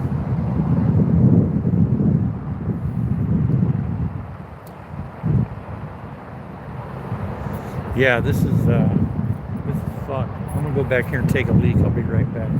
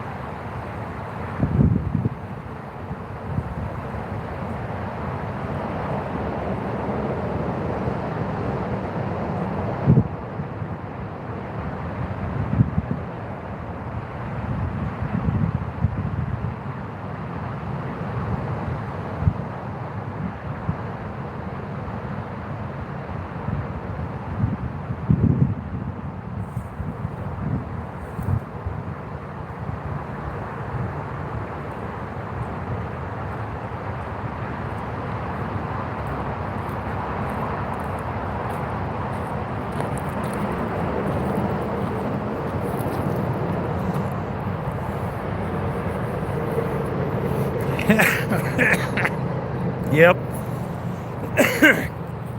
So if you guys ever look at this area on a map, you'll notice that through this whole area, all the way from like west of Cle Elum, all the way down through the river, through the Yakima Canyon Road, all this area, you'll notice all these little side routes on the river and little ponds and all that. And what this is this all was mined. They came in and they dredged all this. Hey Pagari, how's it going? So these dredges they used, these things were like the size of a small 3-story motel. I mean, these things were 120 feet long. They were 50, 60 feet wide, 3 stories tall. And they basically had the whole mine right inside there, or the mining process. They had the shaker tables, they had conveyor belts, they had crushers, everything on these dredges. And they just started down in the canyon, the Yakima Canyon Road, down in that area, and they worked their way all the way up through here, all the way up, I can't remember the name of that town, but it's just west of the of Cle Elum, several miles. And they dredged this whole valley out. And that's why the fishing ain't that great. I mean, it's not too bad here, but it could be way better. But when they did all this mining in the Wenatchee River drainage and the Yakima River drainage, they didn't give a shit about the fish. They only had one thing on their mind, and that was gold. And if they fucking wiped out a salmon run, they didn't give a shit, man. They could care less.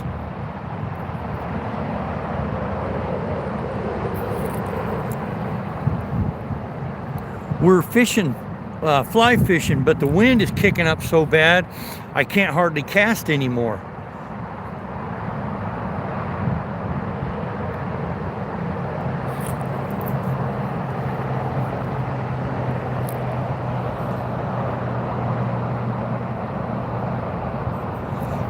Let's see here.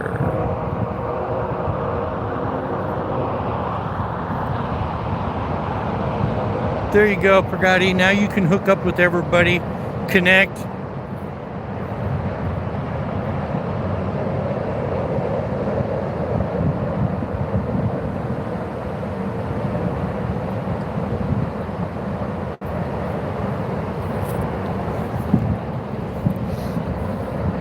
Yeah, I'm almost thinking about calling this, man. I've been here 3 hours and the wind just keeps getting worse and worse.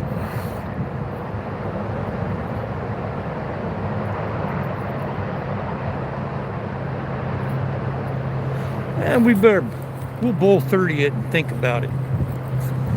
420 time. And there's a column of armor. Amphibious.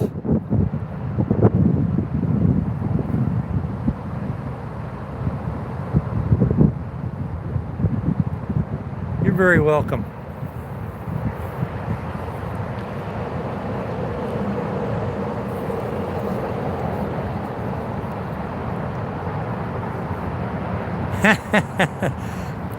I'm pretty sure fish wouldn't make it through customs.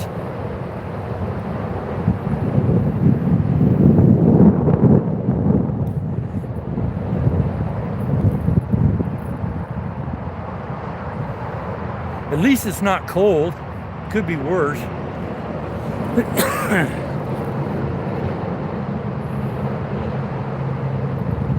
Come on, wind.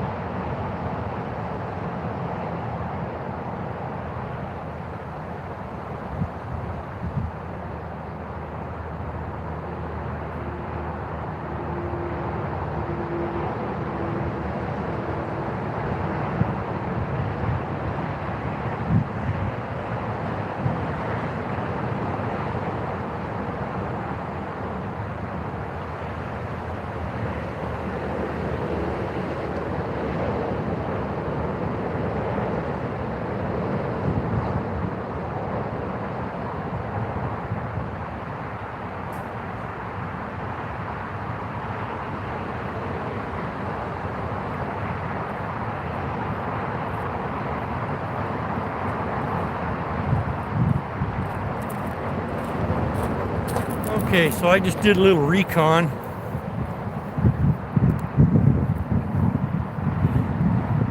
I know. I don't want to leave until I catch a frickin' fish. So I just walked up the bank about 60, 70 feet, about 60 feet. And there's a big rock that's probably about 5 foot in diameter, big boulder laying out there in the water. I might be able to do a roll cast right beside it, but then the fish will see me. If the wind wasn't blowing, I could cast right from here and I could hit that rock. But I'd be trying to do a sidearm into the wind and it just ain't gonna happen, man.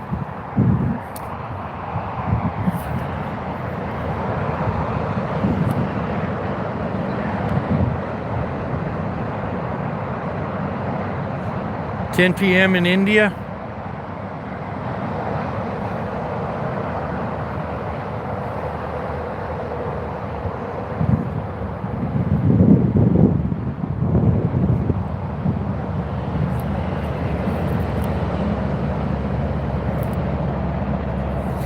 Yeah, I'll, if you would, Pragati, if you would leave a comment in one of my shorts so I can connect with you, and yeah, I'll come and check out one of your live streams. You bet. I don't speak Indian, but I can sure come in there and give you a like and show you some support.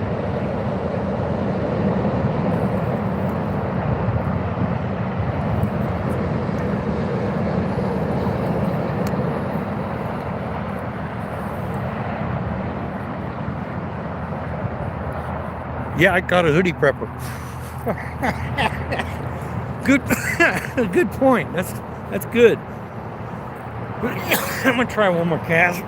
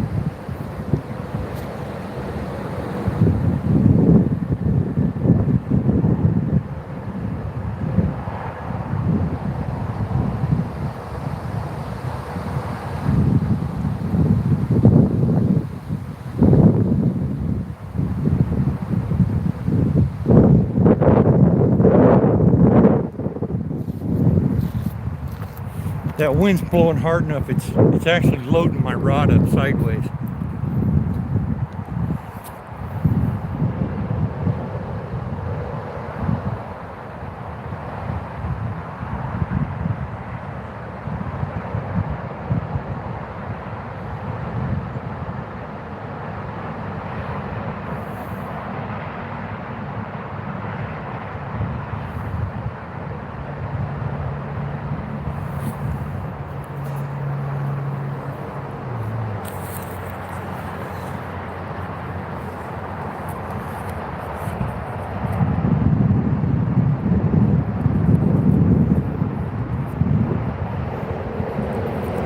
Yeah, they tend to be slippery.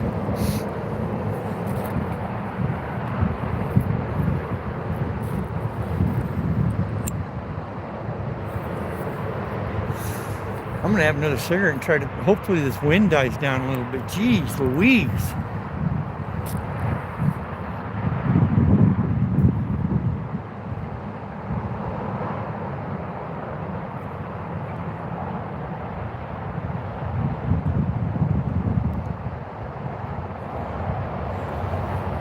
Thank you, Sir Martin. Yeah, we're just chilling here, smoke a bowl, relax.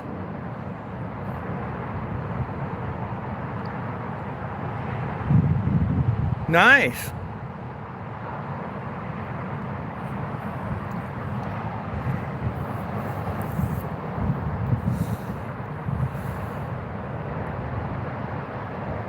There's actually a pretty good current in here. It's not like the riverside, but it's got a good flow to it.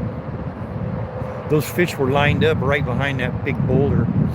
If it wasn't windy, I could cast right over their heads, let that fly drift right over the top of that rock. I just can't believe how clear this water is, especially when the river's high like this.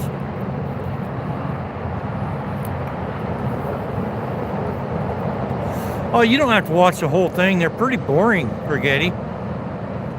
I hardly ever catch fish. You're better off to go to the shorts. Go back about 20, 25, 30 shorts to where I'm actually just showing a short of me reeling a fish in. Because I sit here for hours and hours fishing and never catch nothing, never even get a bite. That's why they call it fishing.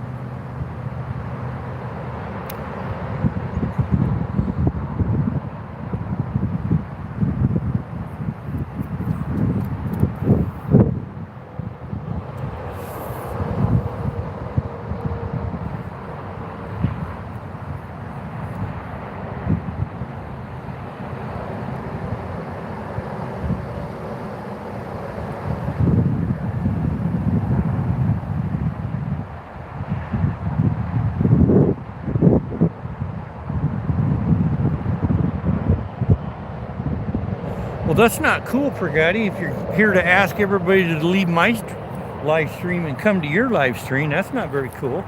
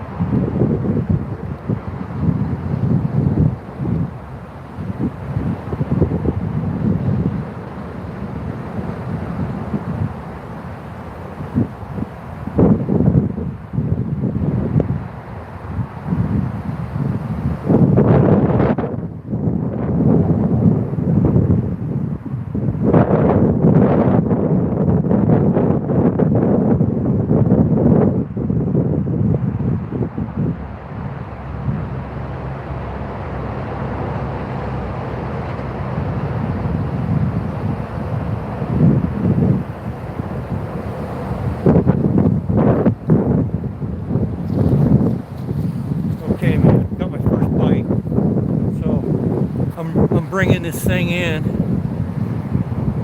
Oops. Hey, Scooter, what's going on, man?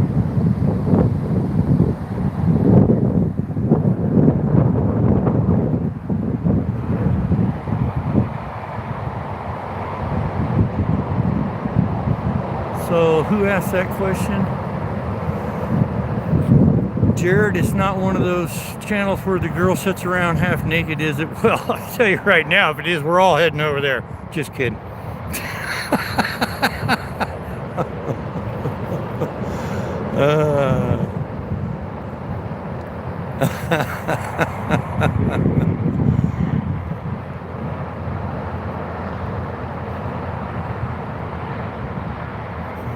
Yeah, I want you to go to a website, right?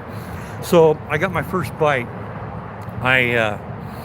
While I was bringing it in, and I was doing a little faster retrieve than normal, and about 8 to 10 feet behind my float line, I see this flash, and I seen it about 4 times. Well, that was the fish following my fucking fly, and before I could put two together, I mean, it all happened in like 3 seconds. Boom! I get a hit, and I wasn't ready for it.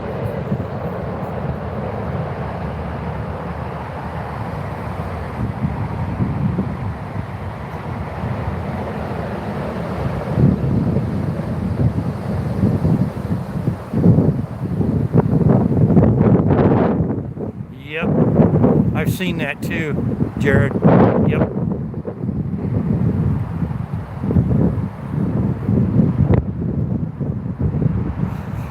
I know it. Maybe he'll take it next time. I'm kind of waiting.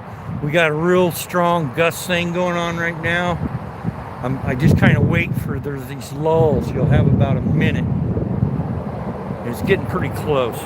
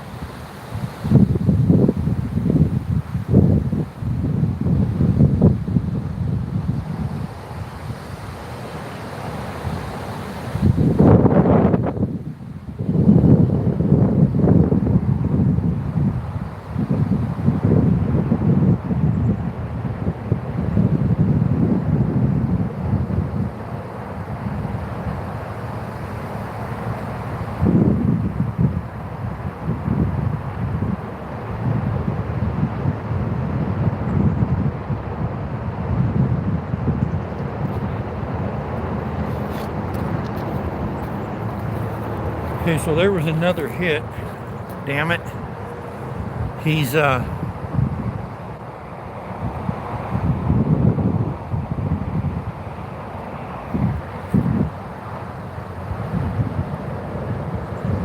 I know it.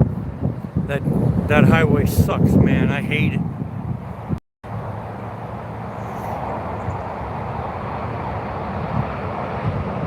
All right, Brother Martin, thanks for coming in, man.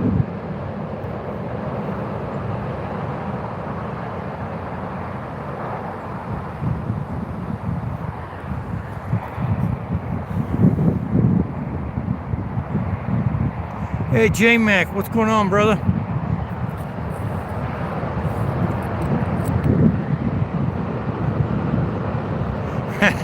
Terry. Man, that wind is just kicking my ass. Yeah, I got another hit, man. So they kind of like that a little bit faster figure eight retrieve. They seem to like that. Every once in a while, I'll give it a short strip. But that fish, that's the third time I've got a hit. And he's about 30 feet out in front of me and about 10 feet to the right of me. There's probably a big rock out there he's laying behind.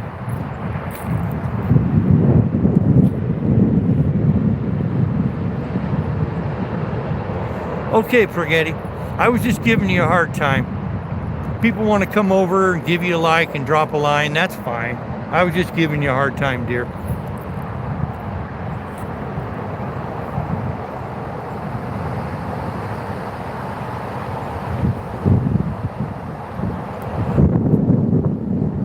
Oh, that damn wind, man. So I've been here 3 hours and 23 minutes and I still have 100%. Because of that little power pack, man. That thing is so awesome.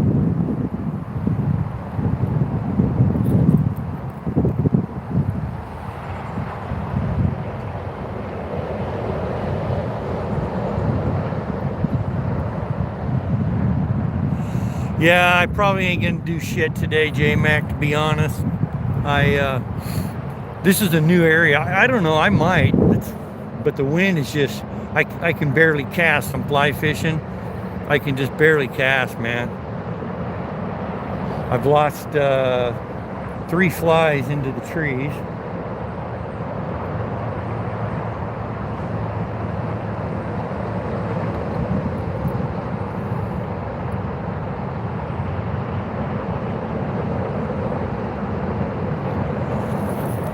But that wind doesn't seem like she wants to die down much. 10:25.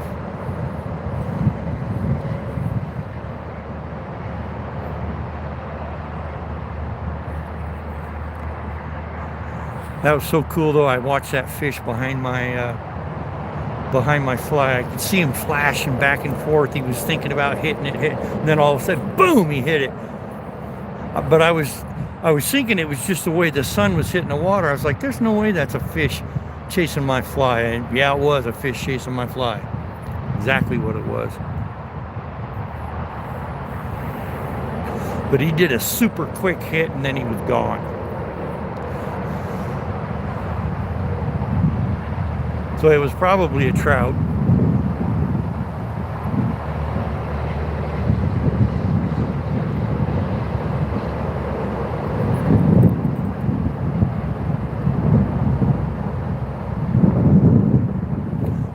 Hours of catfishing, huh? Right on.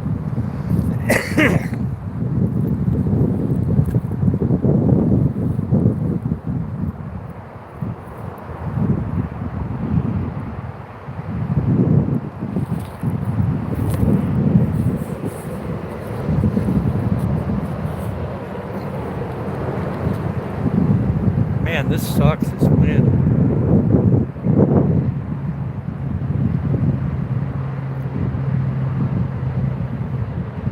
But it's amazing. I can see the bottom 50, 60 feet out there. I mean, I can't make out, positive shapes, but if this water was like glass, you could count rocks in the bottom of this thing. And it looks like it's all sand and gravel. And there is a little bit of vegetation out there, but it's not milfoil. and the vegetation is probably only like 3-4 inches deep.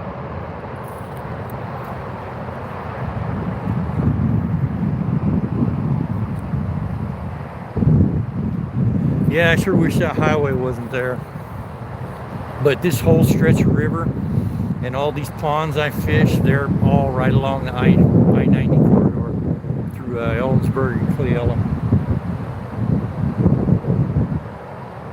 About half tempted to go over and grab my Jeep here. I think I will drive it over here. I'll be right back, guys.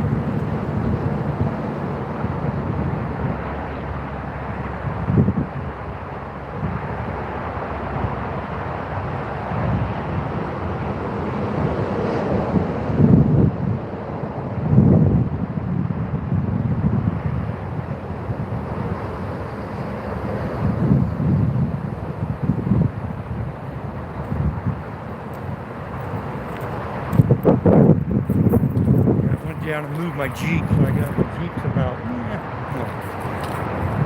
40, 50 feet behind me now. Got my water bottle, grab my sunglasses.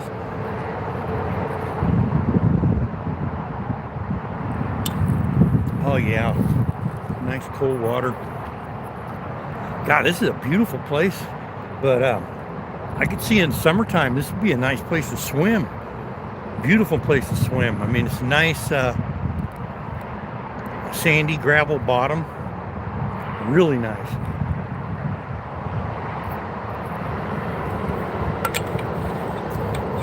Patch of vegetation here and there, but like I said, that vegetation is only about 3 or 4 inches tall. Not like it's milfoil.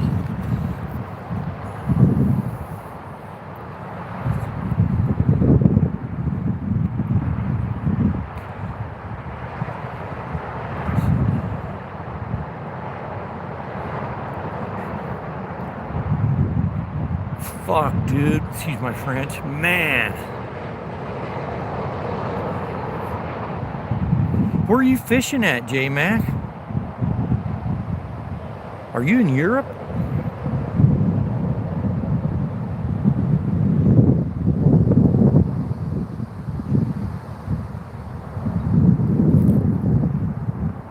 You must be in Europe, man. Catching Wells catfish.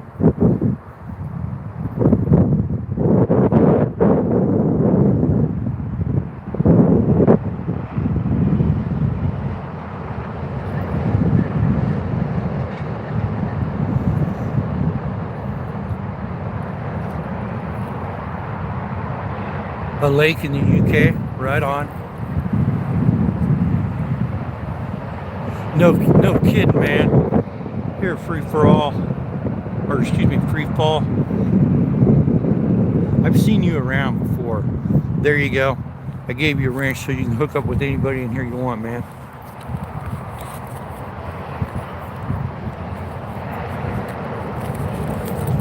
Yeah, I'll tell you what, buddy. I haven't caught a fish over a pound in probably, it's had to be at least 10, 12 years, but you know, I quit fishing for about 8 years. You betcha, brother. But man, when I used to fish up north, but I fished a lot when I fished way up in the northeastern corner of Washington. I fished almost every day. So, you know, it was not uncommon to catch a, you know, 1 pound, pound and a half triploid, you know, every day. But now that I'm fly fishing, it's a lot different story, you know. I mean, it's not saying that I can't catch big fish. I'm just learning it. It's a whole different animal than, you know, putting a worm on or baits. Not that I'm talking that down. I mean, that's just another way to catch fish, and it's just as honorable as any other way. It's just it can be kind of tricky fly fishing. First of all, getting the cast down, and then reading the hatch, or you know, reading what the fish are gonna hit or what body of water you're in. This is the first time I've ever fished this body of water.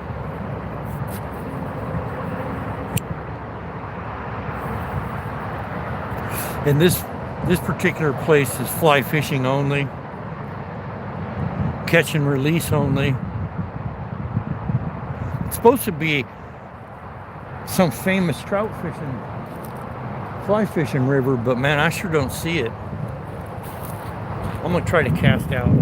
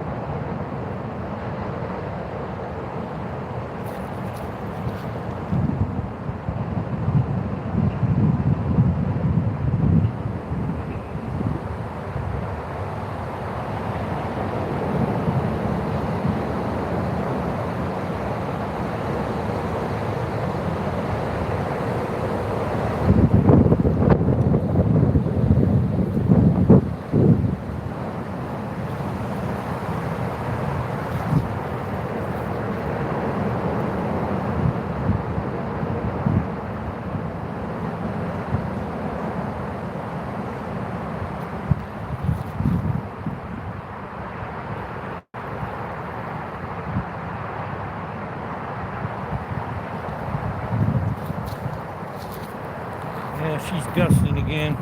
Wait a few minutes here for it to calm down.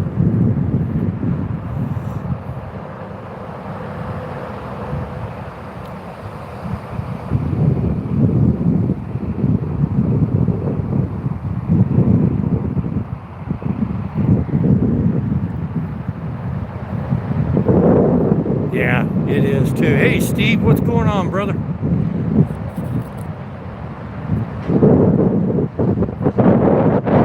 £250. Wow.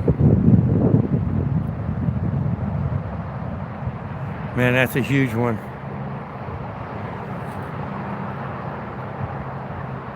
Yeah, well, at least I've got 2 hits here. Once I switch to this kind of burnt orange color, I went over and turned over a rock like Jared suggested, and I seen those little Hilgermites, you know, with the little stone cocoon thing they got on them, and they were kind of a burnt orange color. So I switched to that color. I don't know how many casts, but boom, I got a hit. I've got 2 hits on that thing now. It's just the hardest thing is getting it out there because of the freaking wind.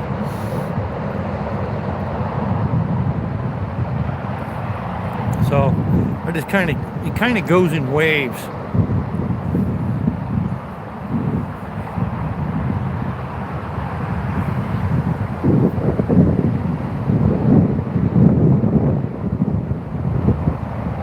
Yeah, good luck with the doctor, Steve.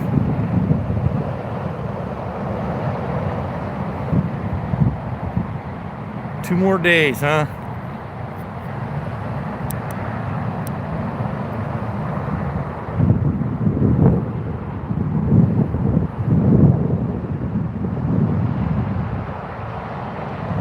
Yeah, Cadus. Yeah, that's what they are. And I just got kind of a nymph looking thing.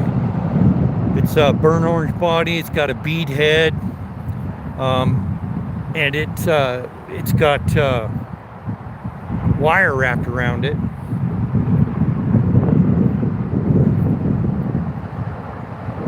And it's kind of I would say faster than normal drop.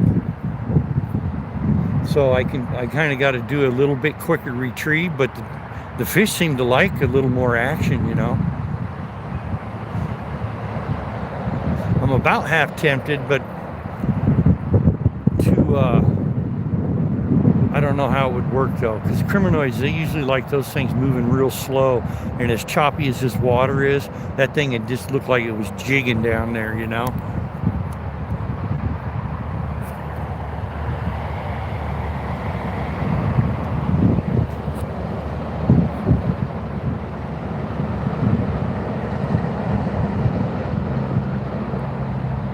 I know.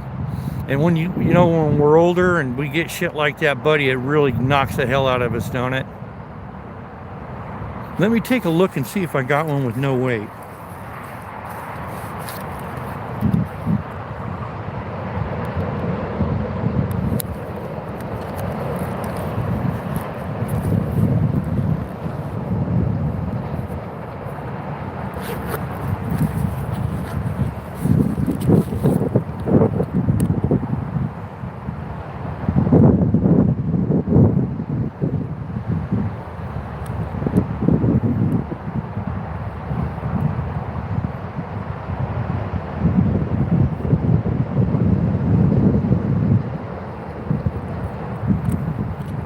Not really, Doug. All I got is dry flies.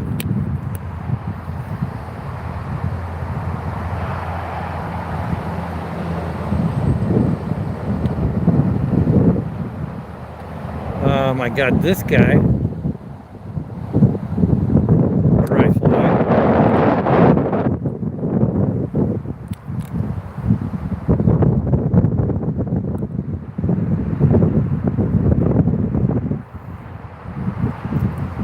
Okay, let's see here. Let me go back and see if I got one without weight.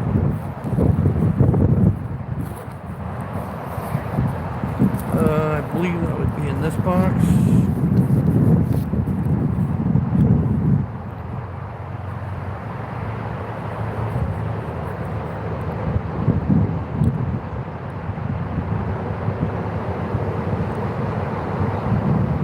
No, I don't, Doug. Damn it.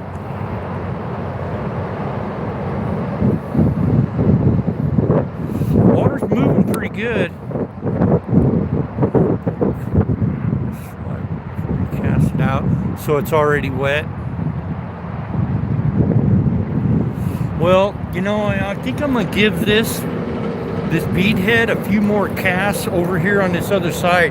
What I did is I kind of, after I got the 2 hits over here, I moved over here. I kind of letting that cool down there for a minute because it was right in the exact same spot. I know there's a rock out there, and I know there's a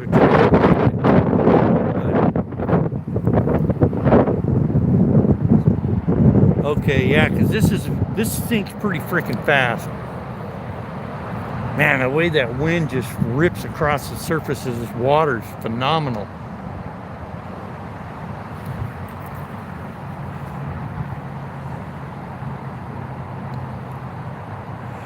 Yeah, it's moving. There's actually a pretty good current here, believe it or not. It's more than it looks like. It's not just the wind blowing in the same direction the water's flowing.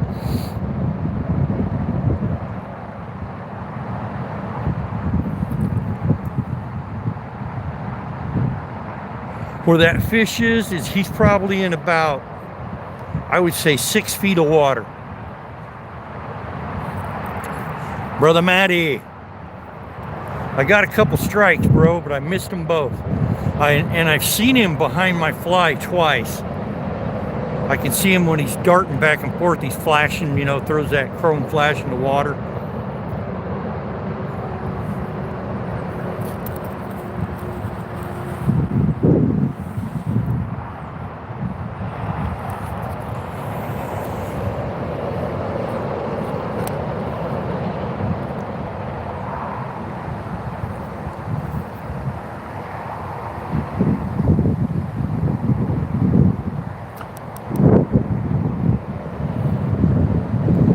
Yeah, he's right out. He's about 30 feet out in front of me and about 10 feet to the right.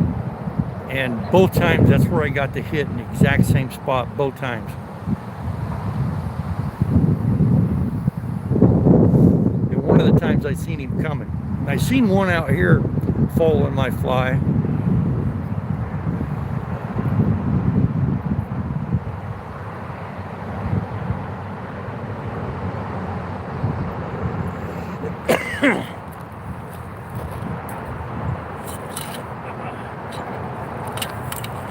You're having me a hit of water.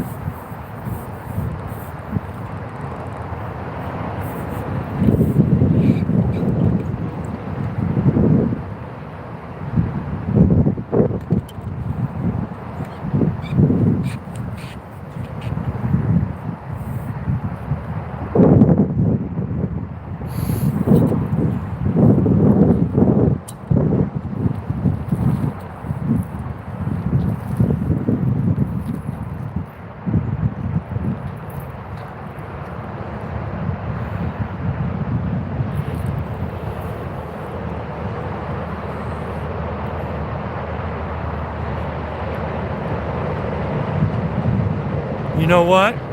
I didn't even think about that. I have an orange squirmy worm. I'm putting that fucker on there. I didn't even think about that. And you know, bass like it too. I've caught several smallmouth bass on it. And it's it's more of an orange, but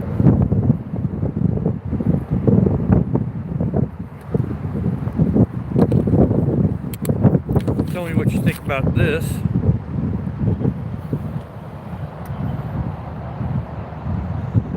Orange seems to be the color. Yeah, I'm gonna put this baby on there.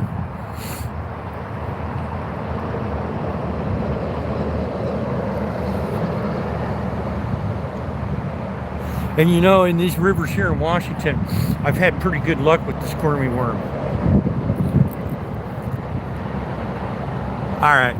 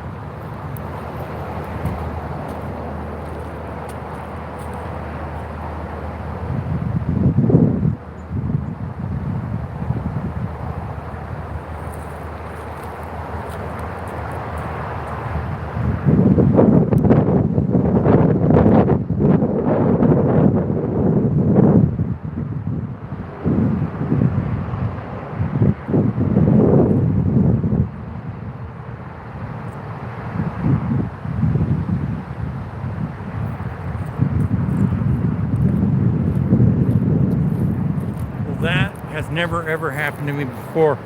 So I walked back there. I turned around and looked, and I see something kind of flashing in the sunlight, the bead head, and I got one of my woolly boogers back. Stuck it only about 4 feet up in that tree. That was pretty cool.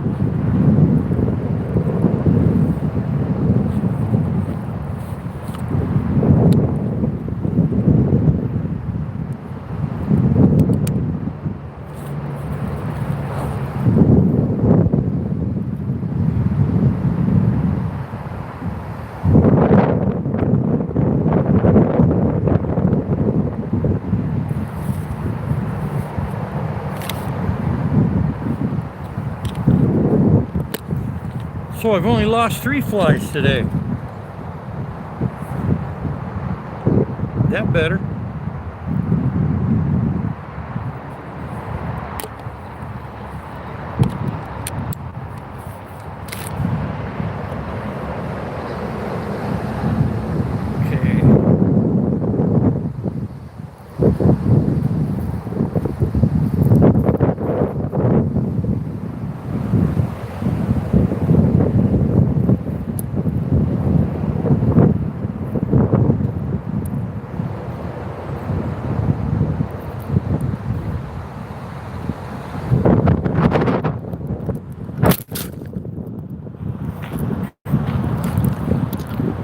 Son of a bitch.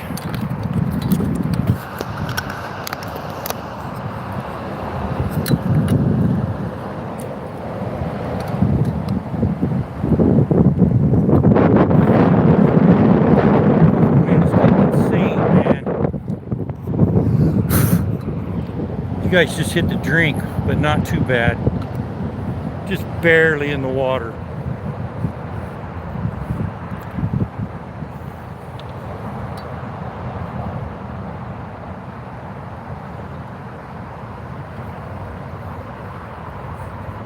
Yeah, exactly. Didn't have to buy it twice. That's always a bonus. I'm gonna lower you guys down. Lower the center of gravity on this sucker. Yeah.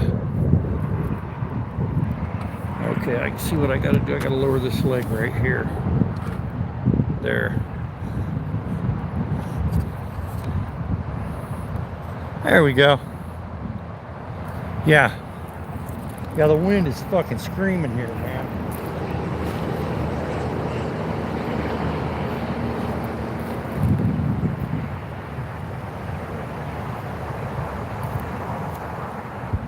All right, let's get this worm tied on here.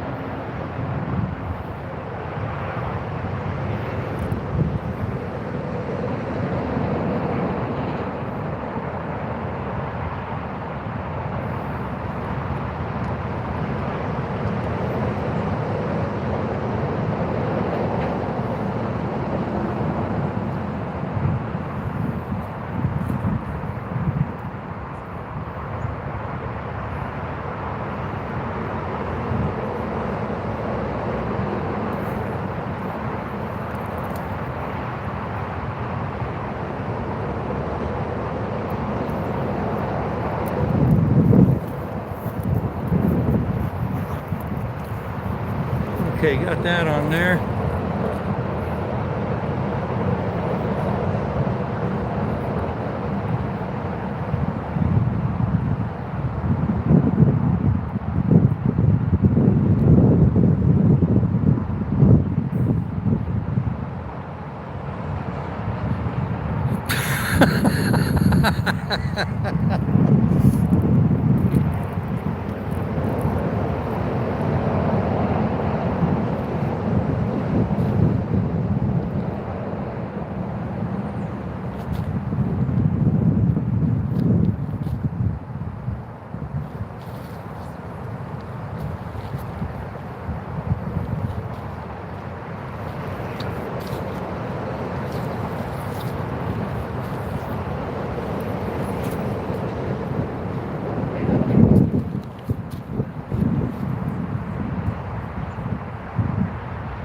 just in time for the next wind gust.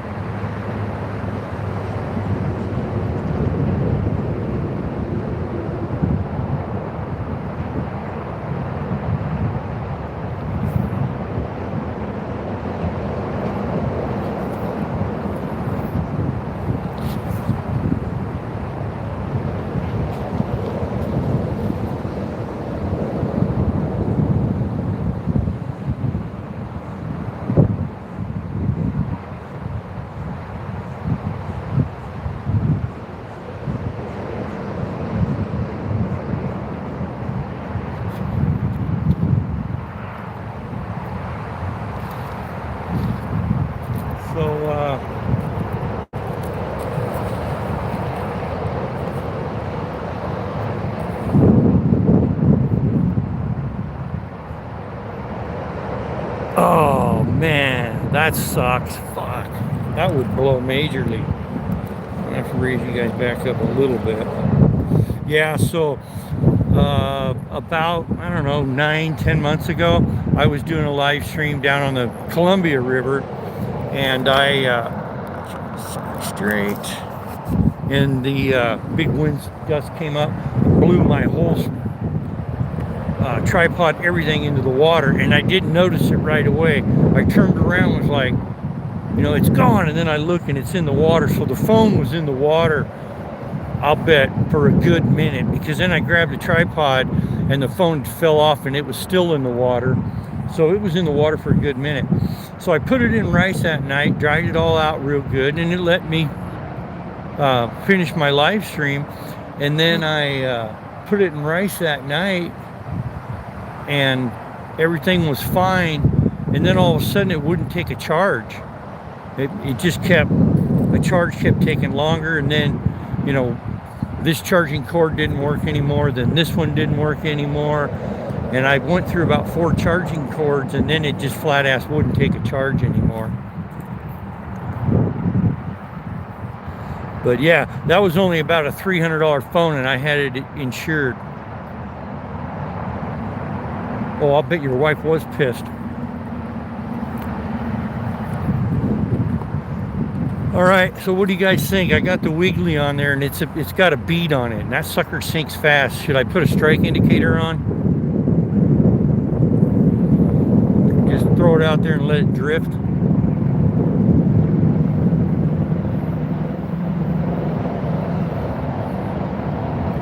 Put that worm about 3 feet behind a strike indicator. All right, yep. That's what I'm thinking too, Steve. Because I can see it out there. That thing just, I mean, it's bright. And you can see it goes right to the bottom. All right, Dan.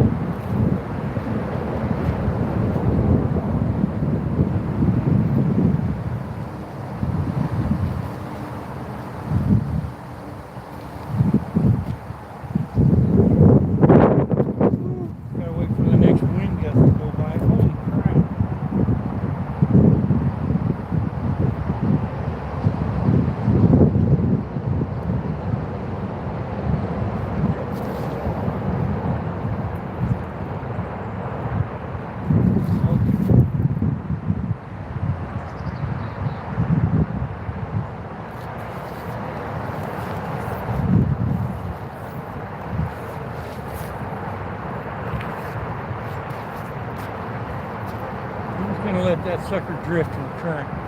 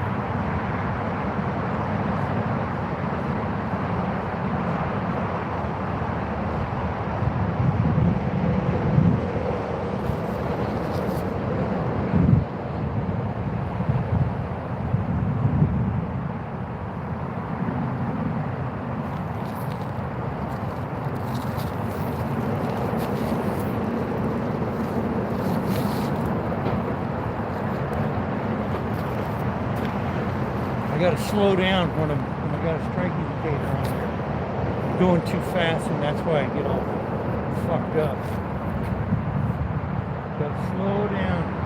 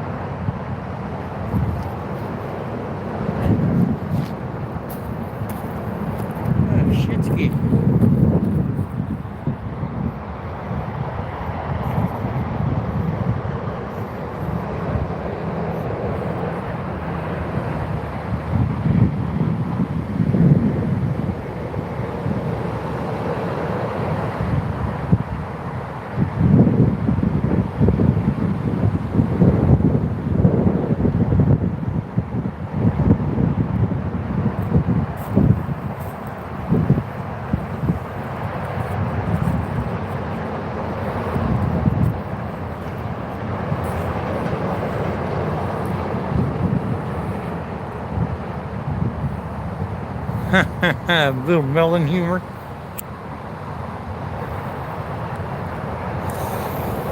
So what I'm doing is I'm just throwing that sucker out there, and there's enough current. It just drifts right on down here. I got the wiggly worm is probably about, yeah, I'd say 3 feet off the bottom. I'm in about right around 6 feet of water right there. But when I get way out there, it's probably about 8 feet deep. I don't know. It might not even be that deep.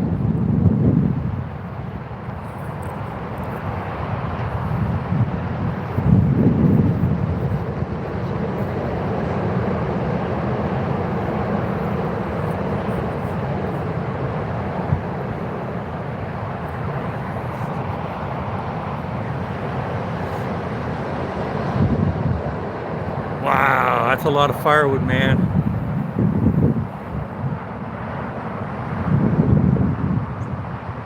Try stripping it back. Okay. Okay.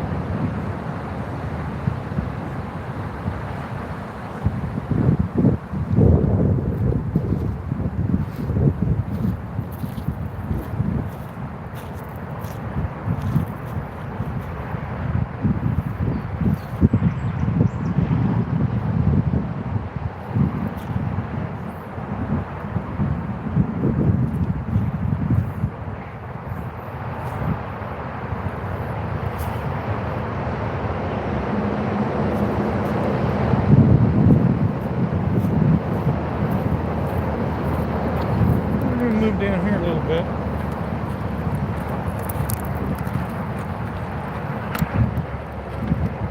Oops. Cut up a shed here. All right, free fall. Hey, I'm glad you found me too, man. No, it's a mirror. I'm right-handed. It's just the way the camera is mirrored. Is this thing?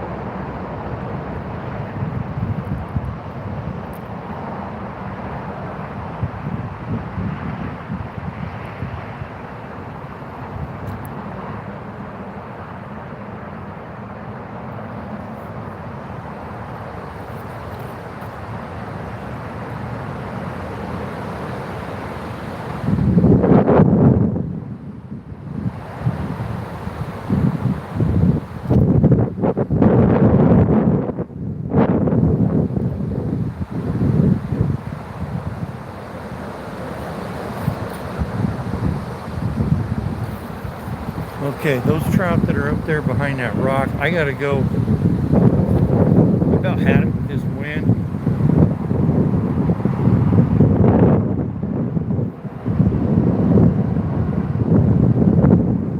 Yeah.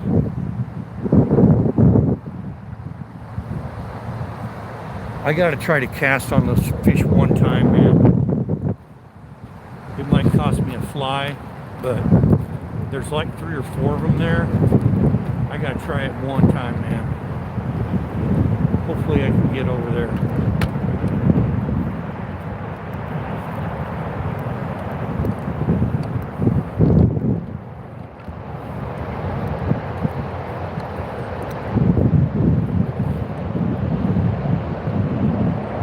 I'm gonna set you guys back here.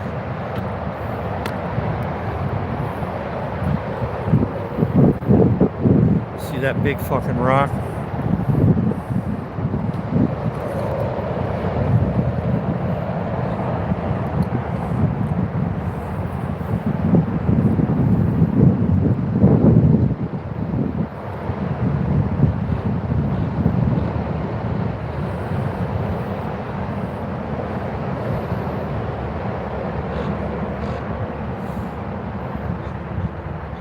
All right, guys.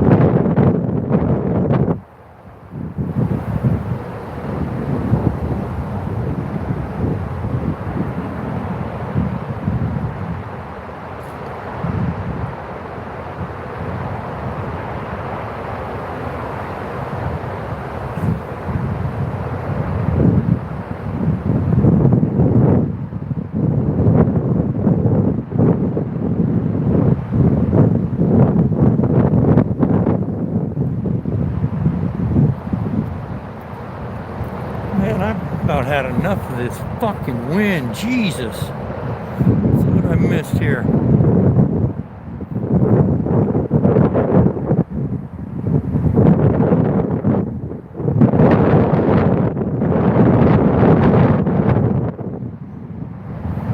Missed here.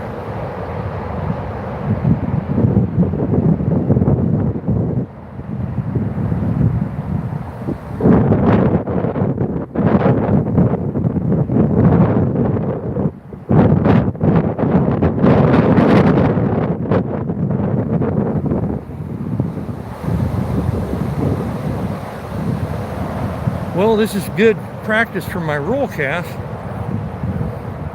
but I gotta wait for a break in the wind to get one. I think I might have had one bump here, but I ain't sure, man. Oh man, it's kicking my ass, bro. I gotta wait for a break and I can get a roll cast. Not a real big one, but this is about the only direction I can cast. There's no way I can cast up into it. If I try and cast it down, it's a mess there too. My back cast winds up full.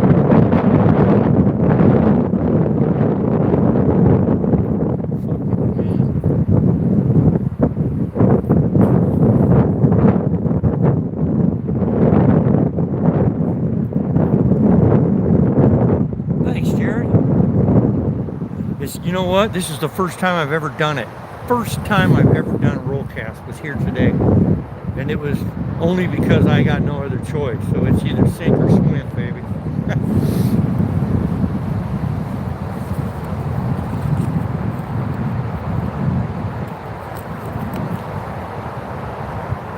I just remember the basics, man. I remember watching a guy, because I want to learn to do a spay eventually. And so I started watching this guy, and he's doing these beautiful two-handed, single-hand spay cast. He goes, okay, before we start the lesson, if you don't know how to roll cast, go back and watch my earlier videos, because you cannot do this without knowing how to do a roll cast. So this is the first step in learning a spay, is learning the roll cast first.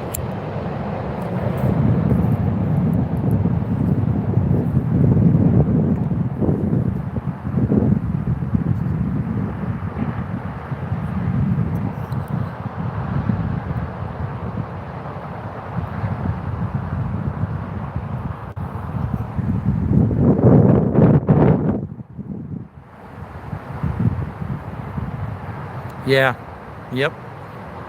And you know, there's a lot of creeks that I plan on fishing, and that's the only way I'm going to fish them is with the roll cast. There's no way I'll be able to fish them any other way, because it's the same way. It's just nothing but vine alder, vine maple down both sides, you know, and you literally got to walk down the middle of the creek.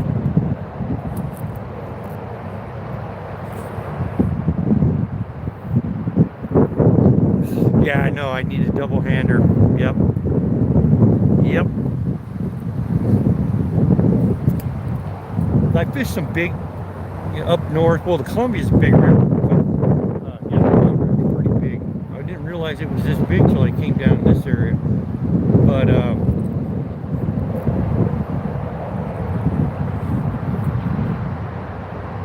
or get a 20-foot rod.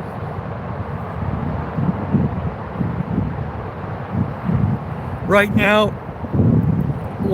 on my roll cast, this is the first time I've ever done it, I'm getting out there about 30, a good solid 30 feet. I can do a roll cast. My casting, if I'm able to get a back cast, I'm doing an easy 60 feet now that I'm not bending my wrist. But you know, one thing I've learned is you kind of just got to watch the eddies and stuff on these rivers and creeks. Those little creeks I'm going to be fishing, those things are probably only 8 feet across. They're not very big.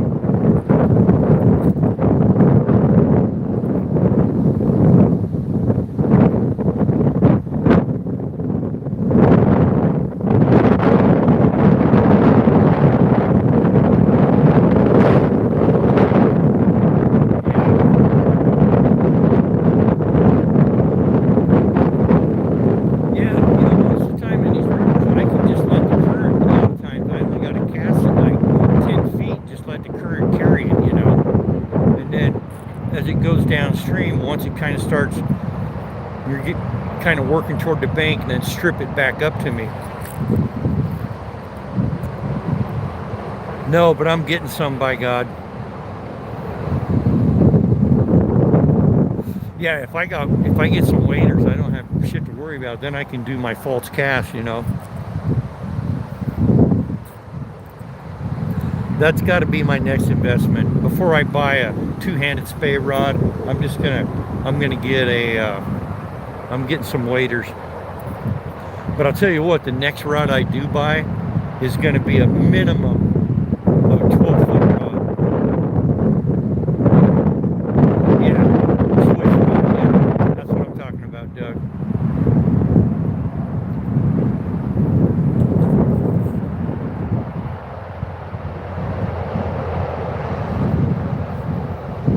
Yeah, you know, in a lot of these places, the way that it's just such a gradual grade on the bottom, I could walk out there. If I had hip waders on, I could walk out there in easy, probably 10 feet off the bank.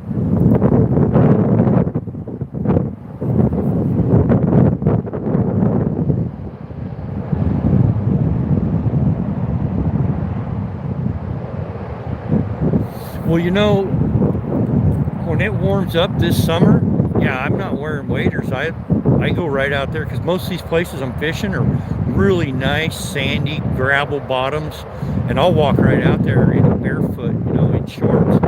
But where it's real rocky, like the Teanaway River where I fish, and it's big boulders. I mean, the boulders are like 2 to 4 feet in diameter, and there's big pockets in between them, and those rocks are like, it's like they're greased because they got slime on them. So you can't wade out in that shit anyway. You're gonna break a leg or get swamped.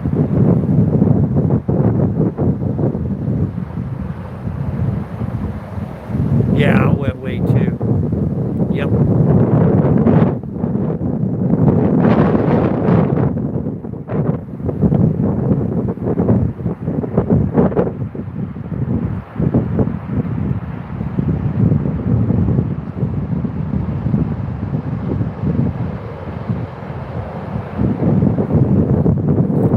I'm right there, buddy.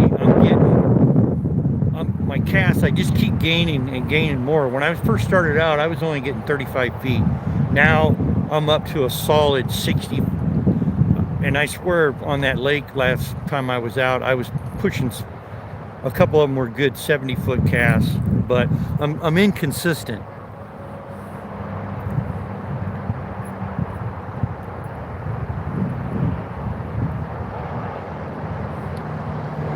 Yeah, I usually keep a good 6-inch buffer zone between the boys.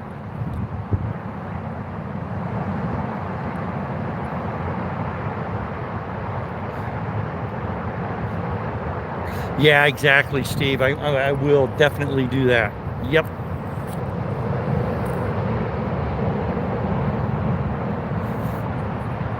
All right, I'm gonna try a couple more roll casts here.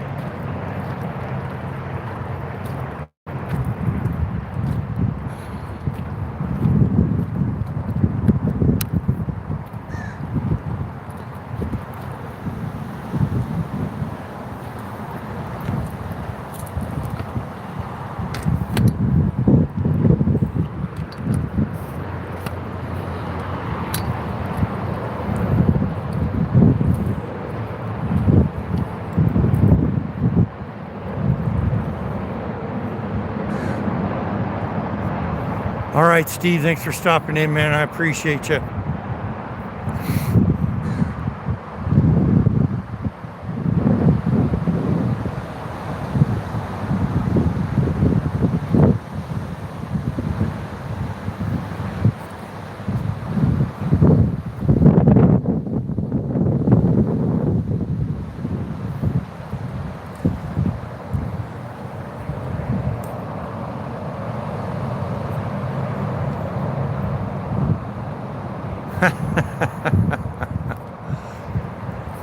Oh,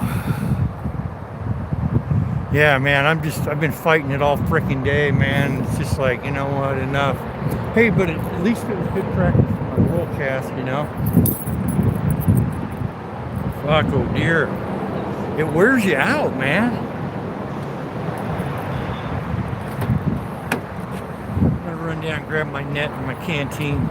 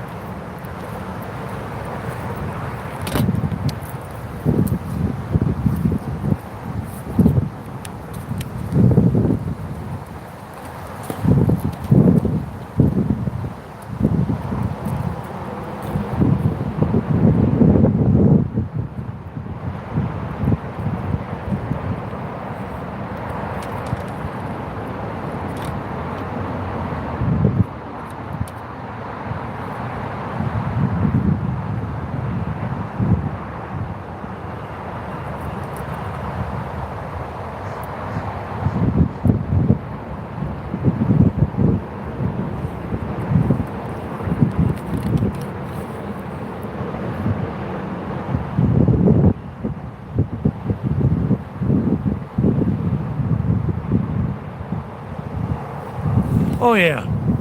Yeah, the chats are always excellent. Same group of guys, basically, same group of people. Everybody knows everybody. You know, there's no bullshit.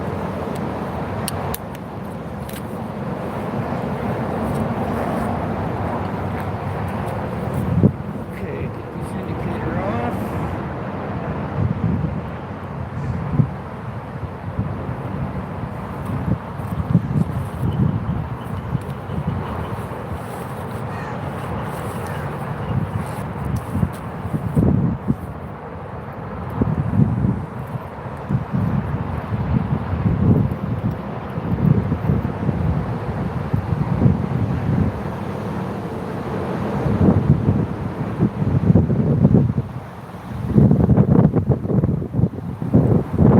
You know, the key to that stellar cast, getting it out there maximum distance, is not bending your wrist. Because I notice when I bend my wrist, you're taking the power out of the rod. You're stealing from it. And when you keep your wrist straight, man, I can just feel that rod just bend so much.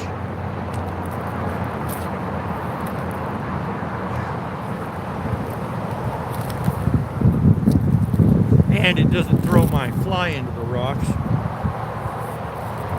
That's always a bonus.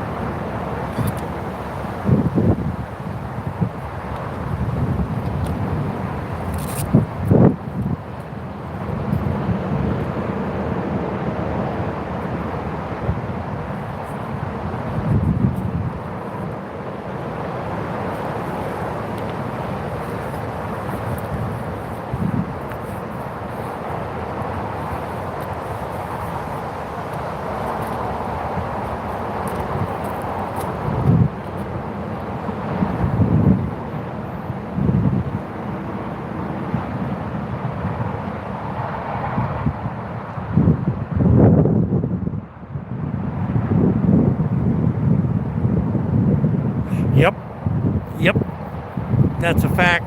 My what I found out real quick is when I do a roll cast, if I don't have enough line out, it turns into a mess. I actually got to have a little more line out to where it loads the rod up for me. And then you just come forward with the whole arm, and then right at the end, bend the wrist. And like you say, point it right where you want it to go.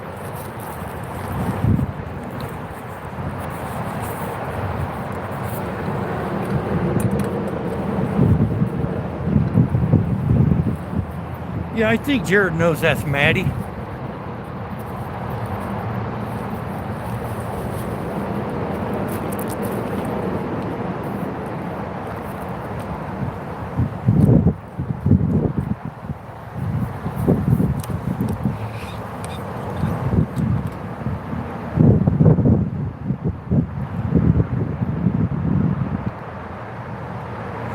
Really? Well, you know what? Then next time, because I got a 4-weight sitting right here in my Jeep. I got 2 fly rods. I got a 4-weight, and then the one I was using today is an 8-weight. But I'll try that next time, because I haven't once I got the big rod. See, I thought that all the casting was going to be in the bigger the rod, the further you cast. Well, no, it's not. It's if you know how to load the rod up and use all the power in the rod. So I haven't even tried that 4-weight since I got it down.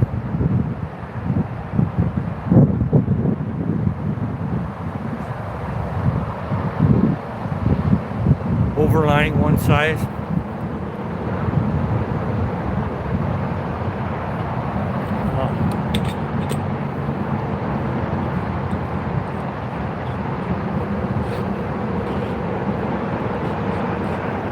Somebody's down here fly fishing, but I think that guy's in waders.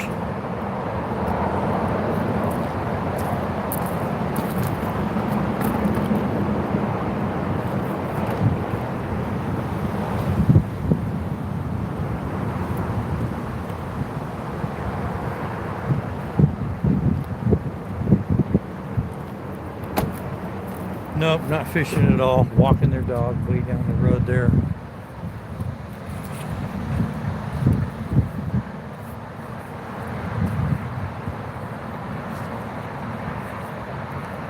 Oh, okay, I see what you're saying. Okay, gotcha.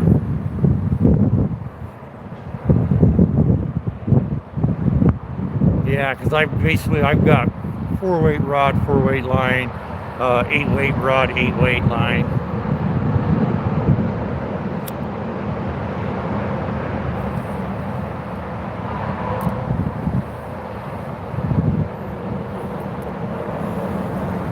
How much power have I got still?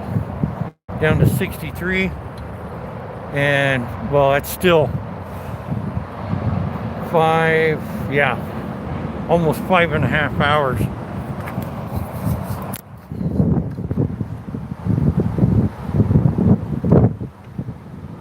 Tommy Stamp, what's up? Pacific Northwest. Nope, no luck today, man.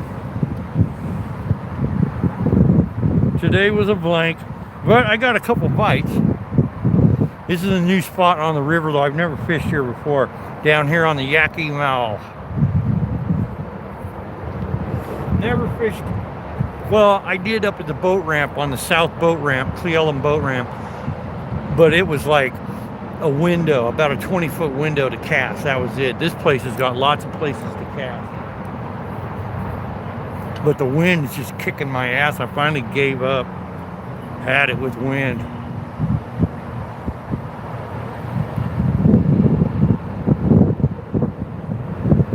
Did you?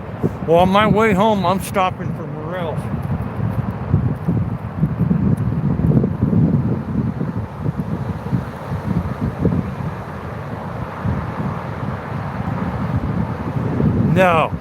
No mamba.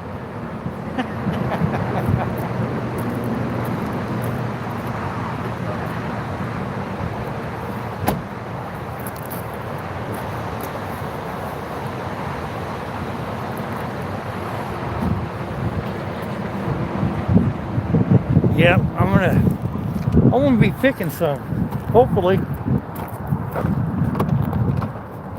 you guys in here for a minute. Be right back.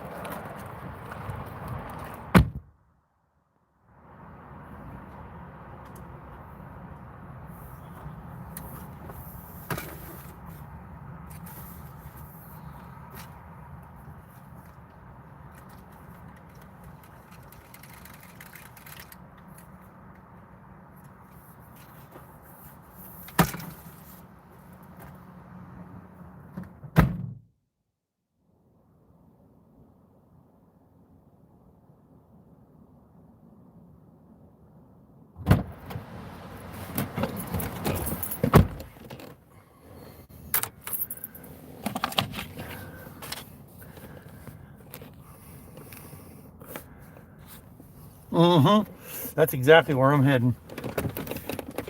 Yep. And we had some rain the last couple days, so hopefully that'll help things.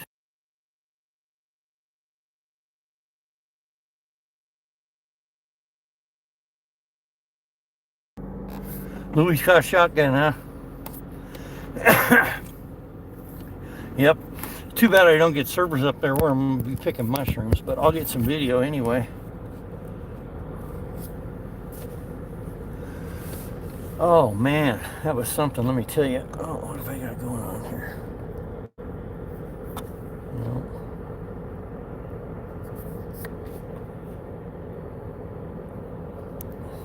God damn it. There. Jeez. Thinking about it, brother. Thinking about a burger. What time is it? 12? It's burger time. I'll grab the wife something. I don't know what I should. I guess grab her fish and chips. That place does have decent fish and chips.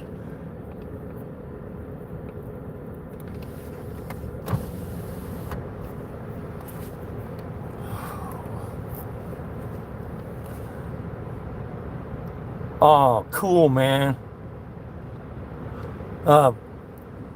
Pacific Northwest, is that Arrowhead? Does it look like it's basalt chert, or does it look like it's obsidian?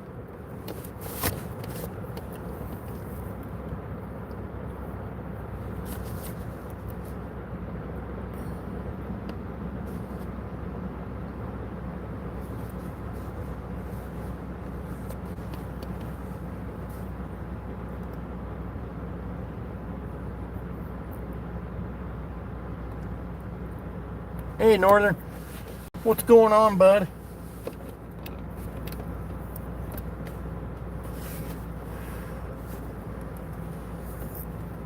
Oh, I gotta get another drink of water before I split, man. Whew. I'm thirsty.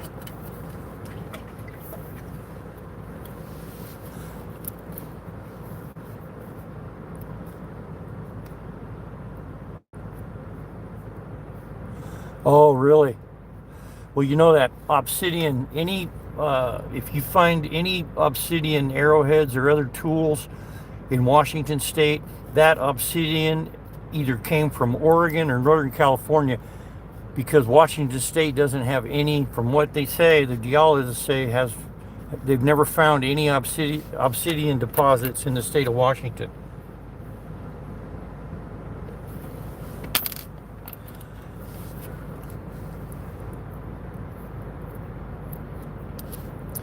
Yeah, if you think it might be sketchy and there may be cameras around, because that's kind of a big deal, picking points up.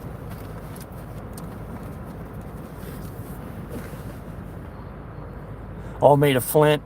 Yeah, we got them made of flint. We got flint here.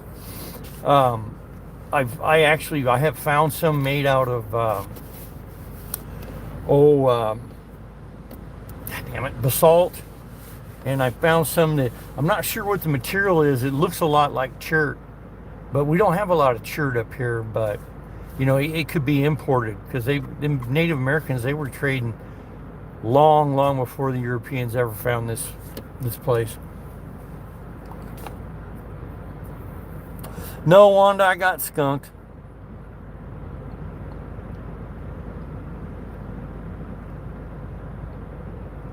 Oh, sorry to hear, Tommy. Oh man, that sucks, brother.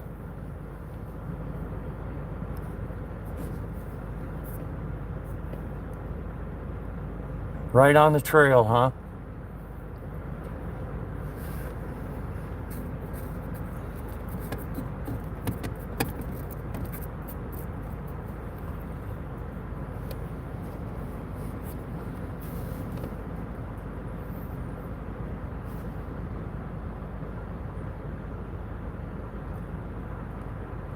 Hey, Dr. Kings, what's going on? We're gonna be doing a road trip for another half hour, 45 minutes. I gotta go put my line straightener back in my vest, or I'll lose it.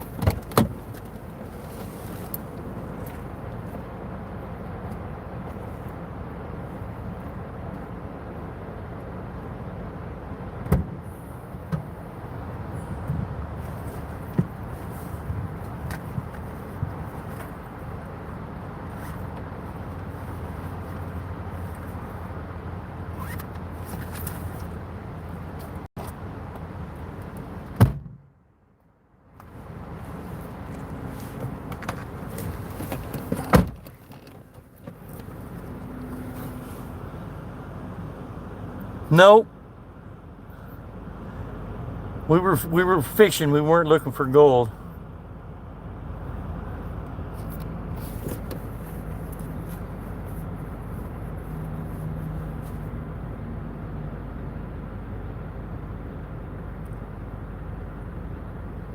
I'm sorry to hear, Tommy. Damn it.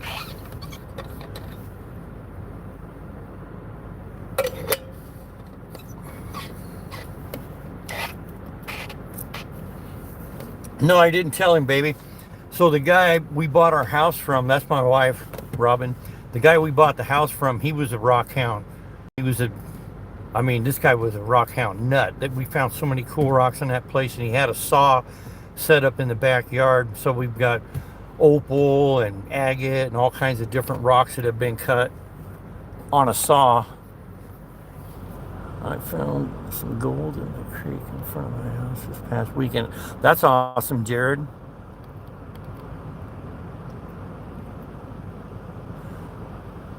Yeah, there's not that much gold where I'm at there, Dr. Kings.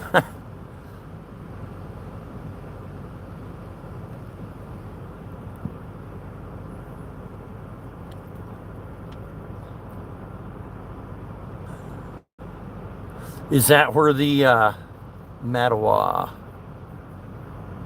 Let's see, where in the hell am I thinking Mattawa?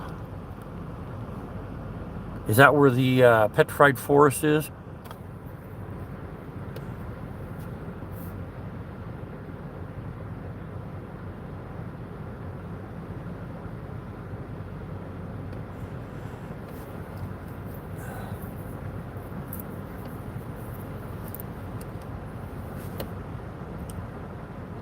Yeah, just south of Vantage, yep.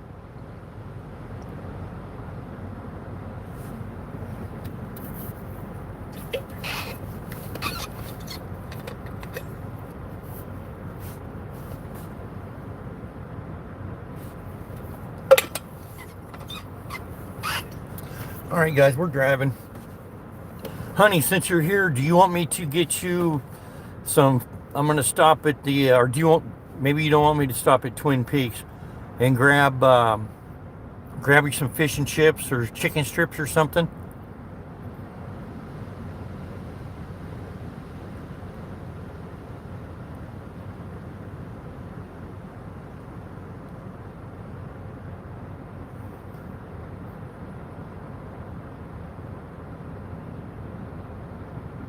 Oh, this must be a place everybody comes and walks their dogs.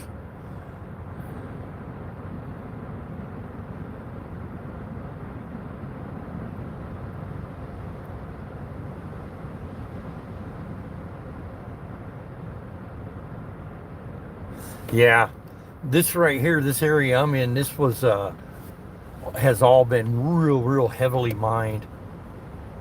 I mean, there's still gold here. There's still a lot of active claims, but there's no mining to like an industrial scale like there was at the turn of the century.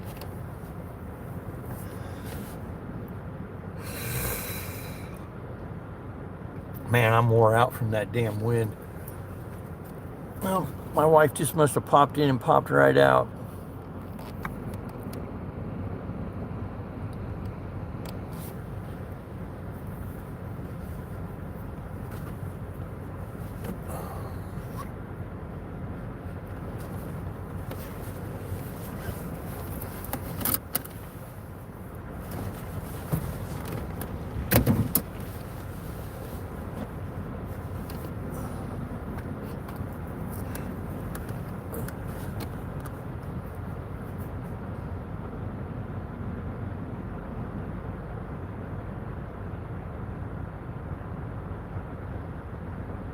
Right. Yeah, this is most of this stuff here is hard rock. The guys that have all these claims here, they all run little dredges, and you can dredge. I mean, you can work your mine. You can't high bank though. High banking is illegal in this state.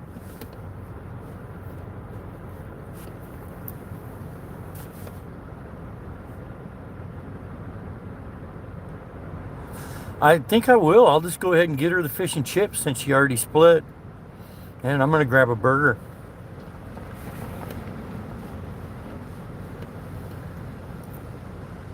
Yep, I'll get her fish and chips. If she don't eat it today, she'll eat it tomorrow. And you know, if you warm it back up in the oven, it gets all back nice and crunchy and everything like it's supposed to be.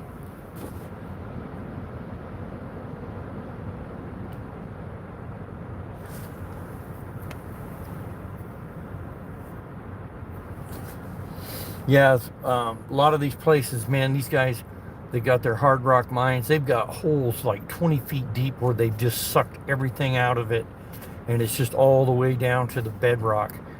And then every year it runs off. You know, it'll come in and fill it up 3 or 4 feet of fines.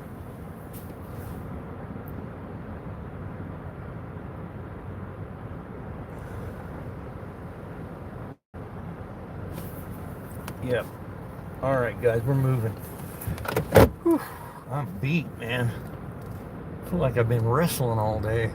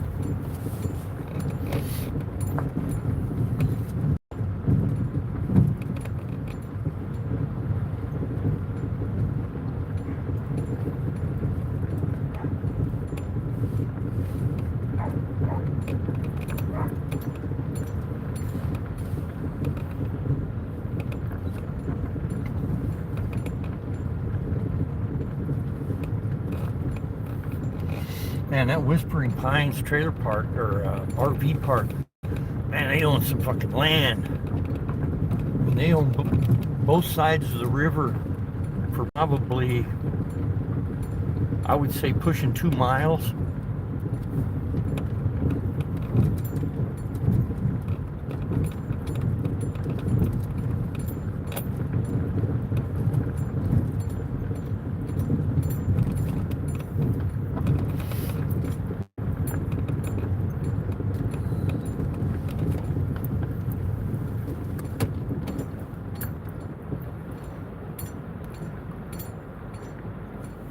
What?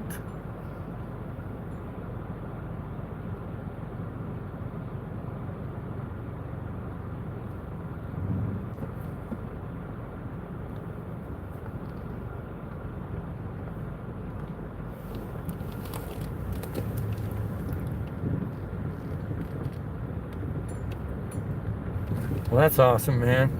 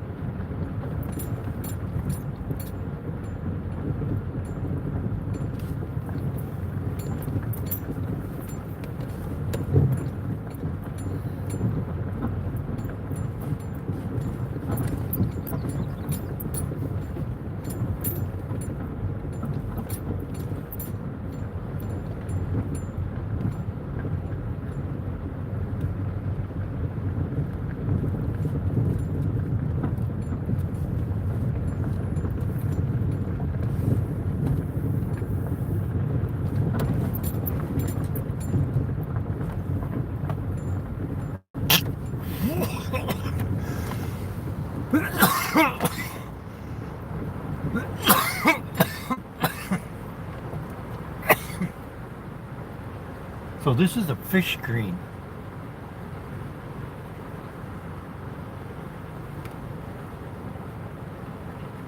I think it counts them. I'm not sure though.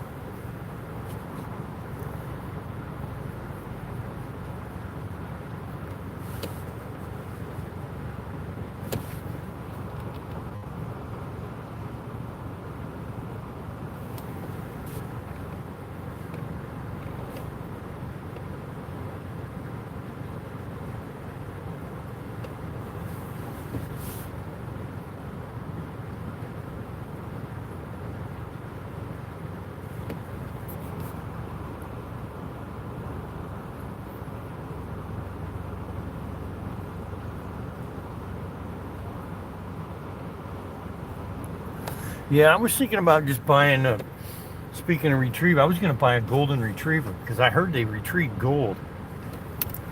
It could be bullshit though.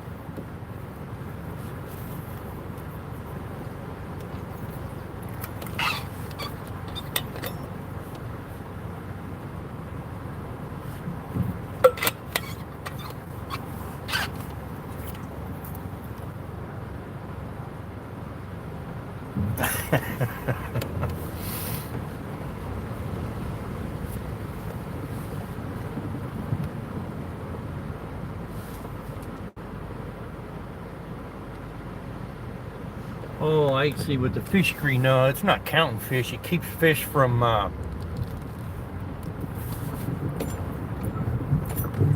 leaving this area here. So they might stock this area. I don't know.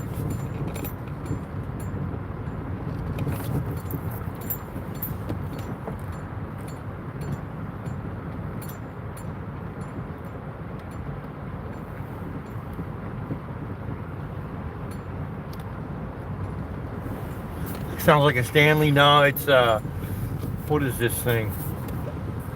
It's a Hydro Flask. That's what I use for my water bottle because it's insulated. You put hot things in it, keeps it hot. You put cold things in it, keeps it cold. My question is, how does it know?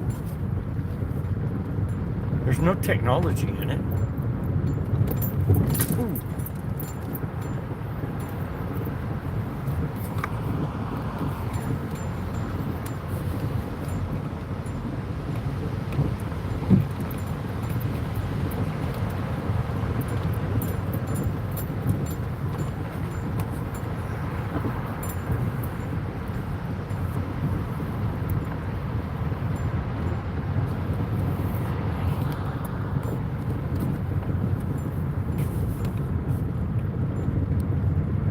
Yeah, these guys got some prime, beautiful property, man.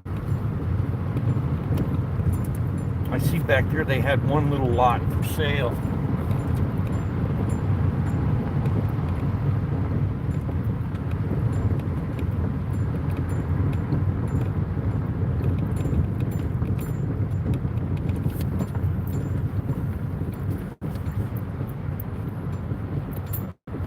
No, Martin. Got a couple bites.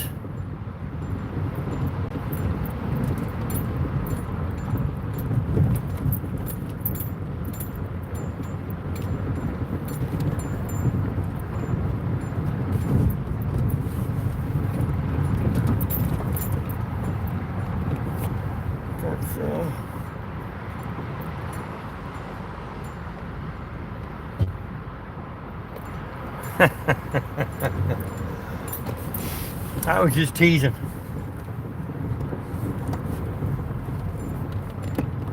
I know if you're gonna put something hot in it, put hot water in it, let it set overnight, and then you put your coffee or soup, whatever you want in it. It makes it. It gives you a few more hours.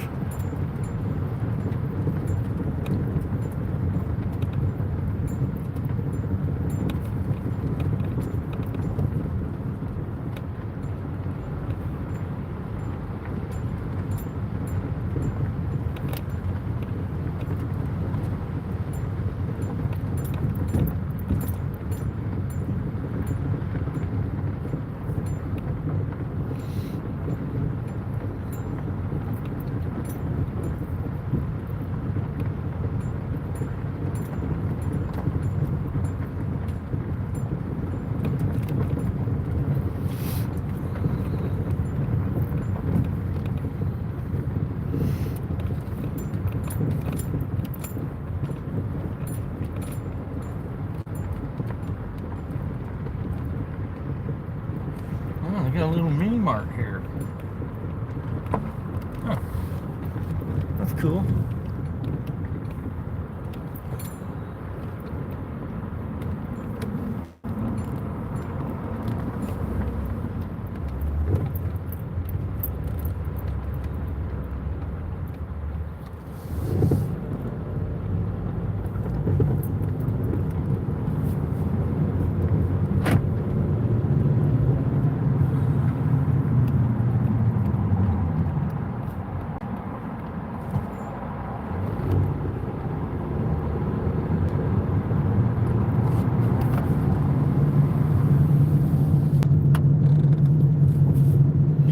Yeah, that wind definitely is not letting up at all, so I'm glad I left when I did.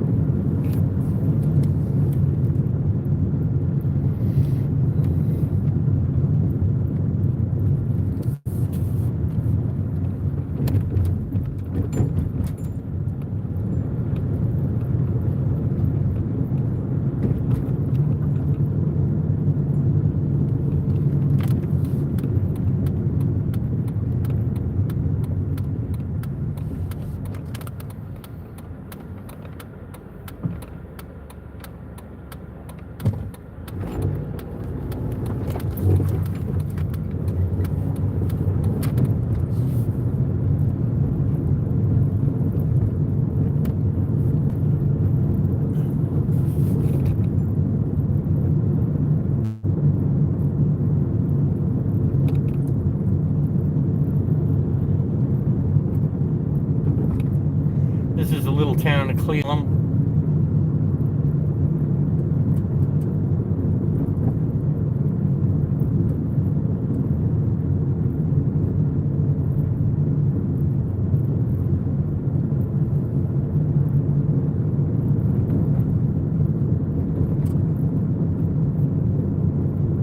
Wow, this town's got a telephone museum. That sounds interesting. Not. A telephone museum. Wow, I bet they get a lot of business.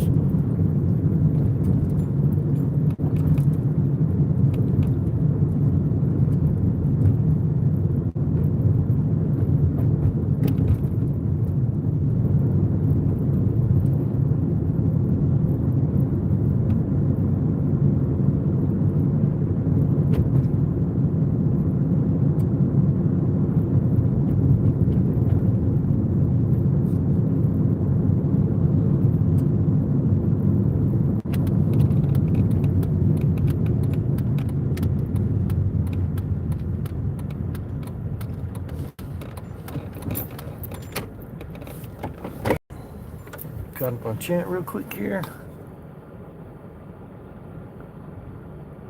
Yeah, I'm on my way home, bud.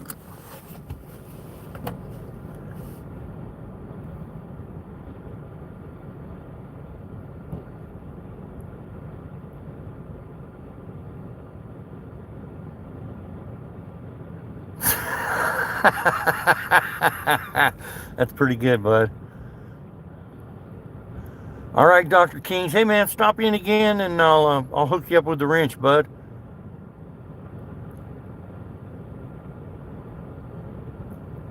No, there's too much wind, man. Way too much wind. I'm gonna run in here and grab the wife, and I'm gonna grab us a bottle. And I don't know.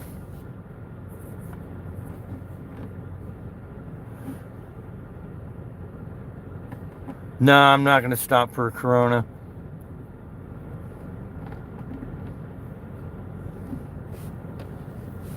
There's really no place. Well, I could stop here in this town, but I don't really want to. I don't like going to the bars here or anywhere really. I haven't been to a bar in several years.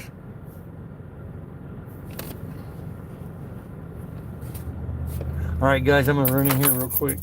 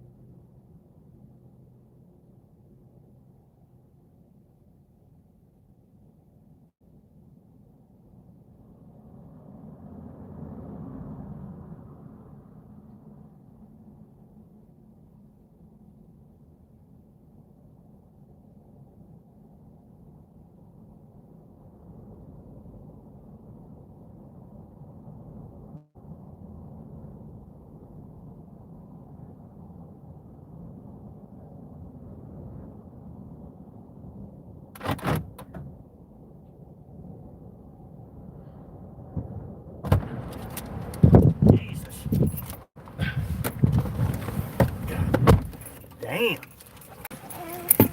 That nasty.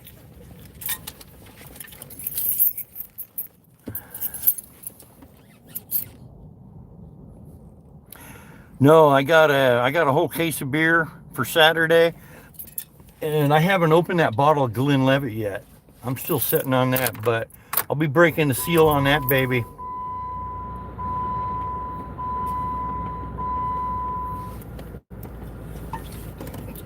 Back here.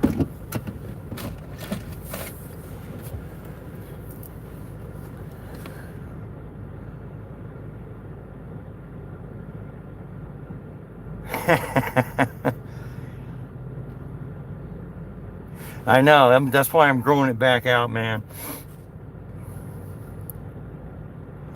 Yep, I'll be cracking that bottle of scotch for Saturday, definitely.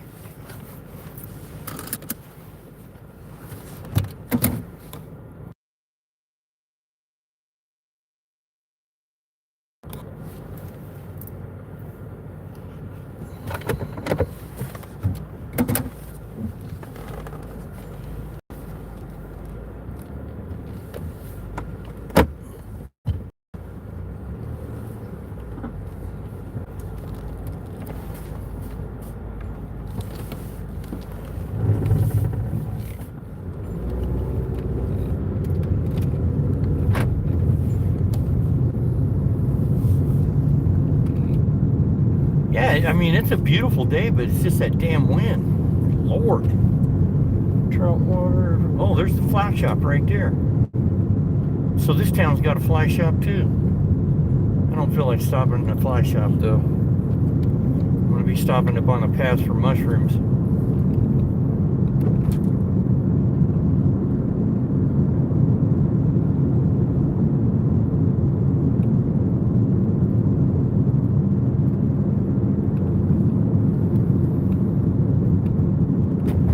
Appreciate you guys all hanging out, man.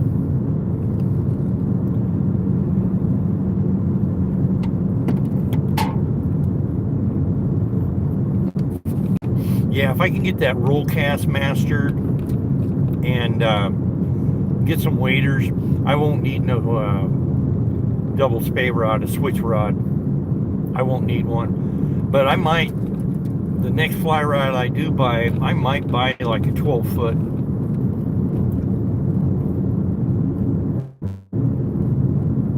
Because my 8 weight, it's only a 9 foot rod. It might be 9.6. I think it's only 9 though. And then my 4 weight's only an 8 foot rod.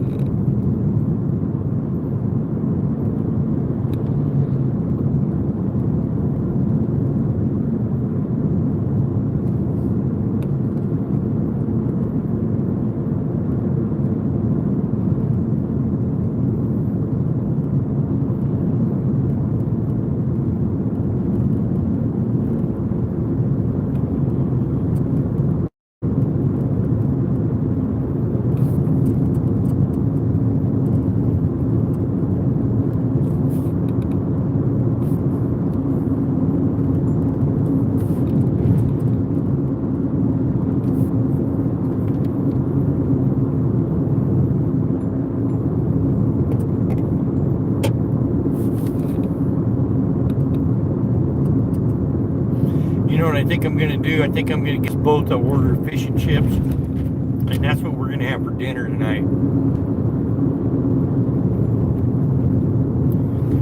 I got to watch cheeseburgers, man. Some of my pants are getting a little bit hard to button.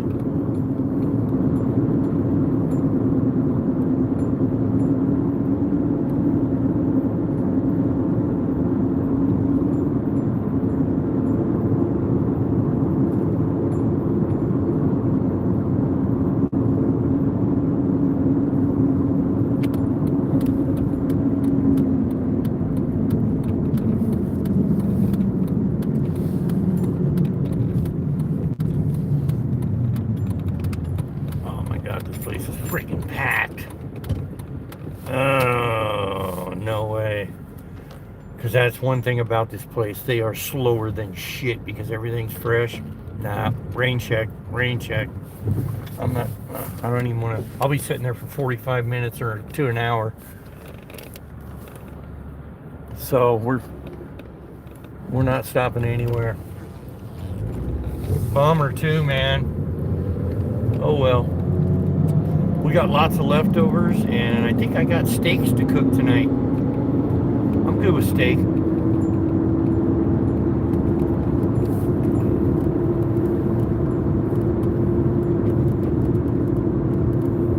Yeah, Mama will be happy that I didn't stop and eat out again anyway. I'll just cook them steaks up. I think they're steaks, so they might be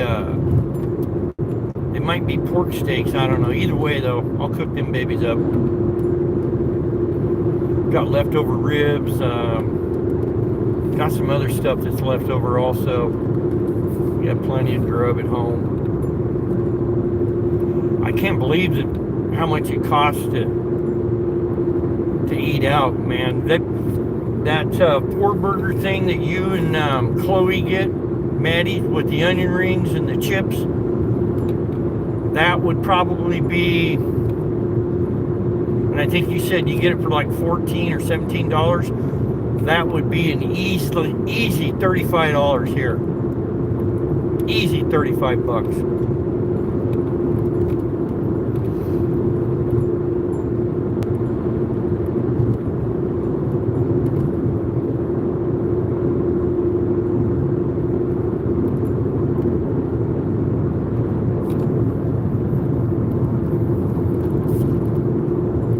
What happens when you got people flipping burgers for 17 bucks an hour, I guess. And they're going to go up. It's going to go up until we peak out at $20 an hour for minimum wage in this state.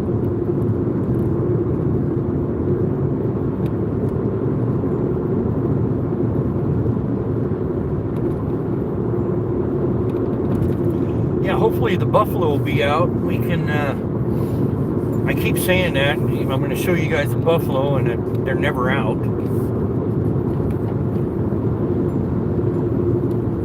I know the reason they weren't out earlier because it's calving season, and that rancher that raises in buffalo, he don't want to take no chance on losing a calf, because those buffalo, I think those things are worth $5-6 grand a piece.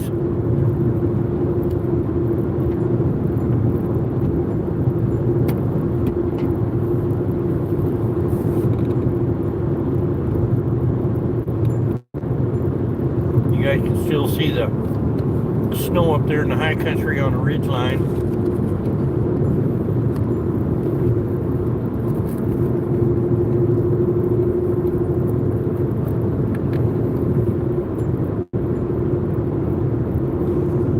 So one of my favorite spots to fish is up here just on this Teanaway River. I've never caught a fish there, but I didn't know how to cast, and I didn't know how to pocket fish. So there's a lot of things I've learned since then. Didn't know how to roll cast.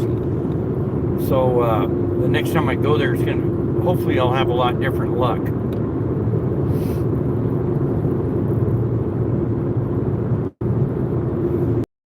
Today, that roll cast is a bitch when you got a side wind, man.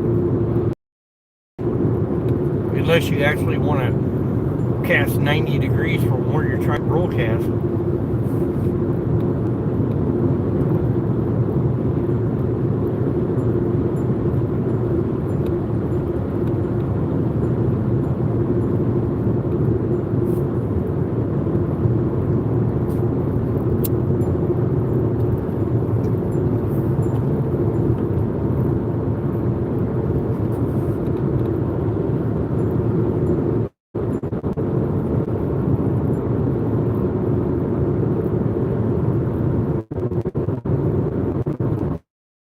Yeah, so on the way home, I'm going to stop, look for mushrooms. I won't have service there, but I will have already lost you guys before the place I'm looking for the mushrooms. I don't have any service anywhere over Blewett Pass.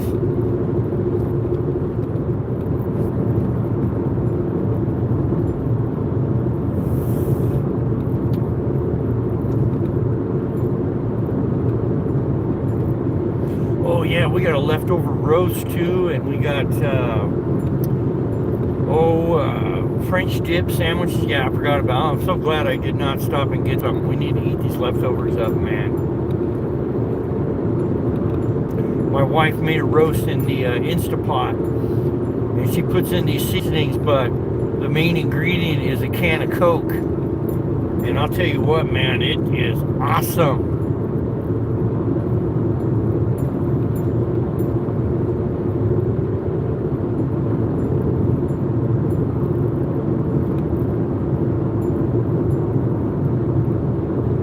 That's the thing with this Teanaway River.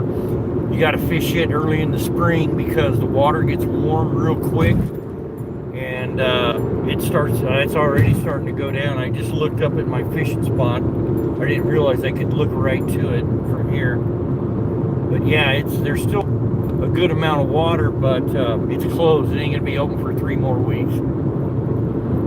But yeah, in the summertime, that thing gets real low, and then you're basically just pocket fishing.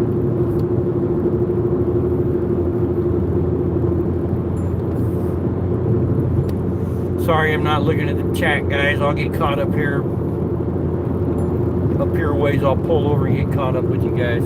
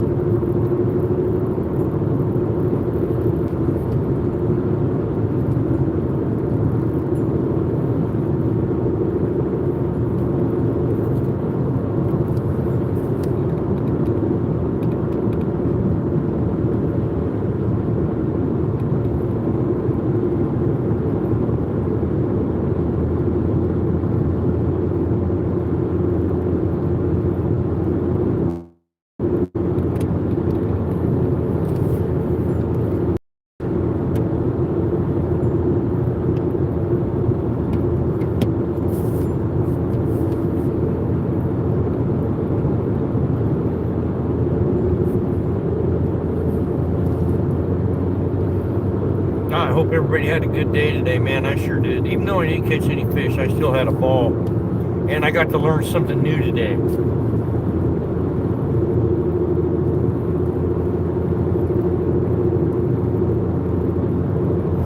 You know, I tried that roll cast before when I was practicing, when I was first learning to fly fish out at the park in front of my house. But it's all grass, you know, and it's not the same. You can't really get the good feel of it because you can't load it. You can't load the pole up. So, you know, I tried and never could get the effect, so I just gave up on it. But today I didn't have a choice.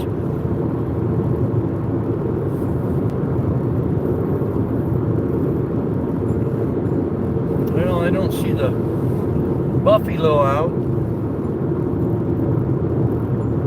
This field off to the left of me is where they normally are. But they're not out. Man, that wind is just screaming.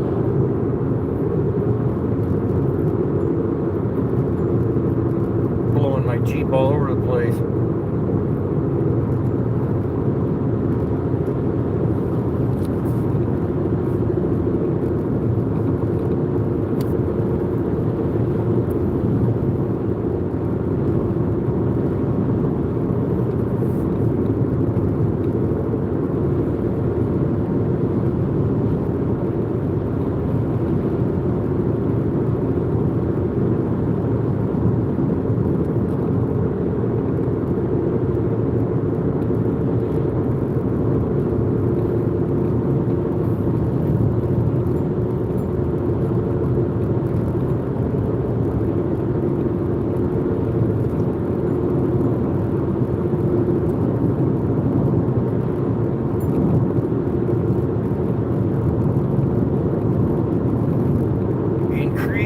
Deer migration. Yeah, they're moving to their summer grounds now.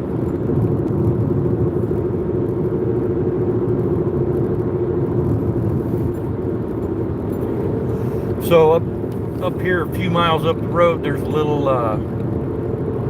turnoff cafe, and I'll pull over and get caught up on chat, guys. And then about 5 minutes after that, I'll lose service anyway. So.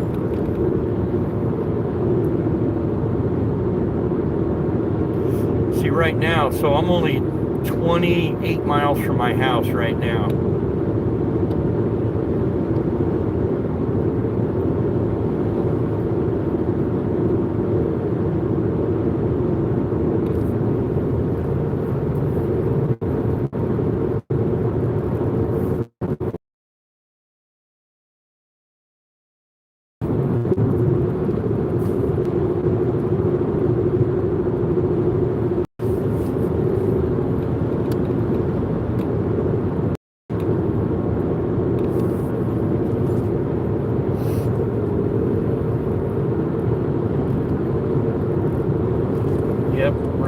Cafe. I'll pull over and get caught up on chat.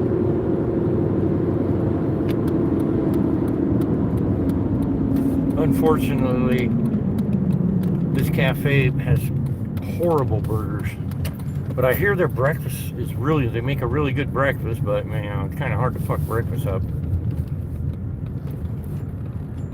All right, I'll get caught up on chat, you guys. Okay.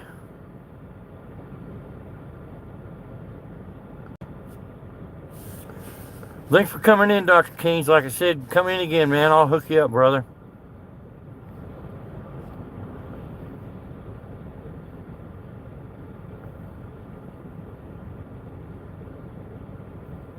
I don't feel right with no beard. Let's see.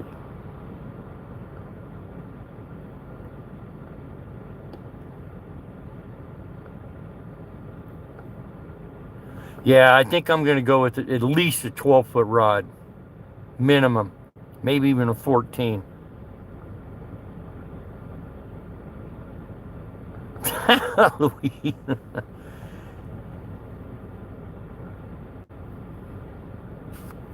I love our Instapot, man. I love them. Well, thank you, Louise. I appreciate that.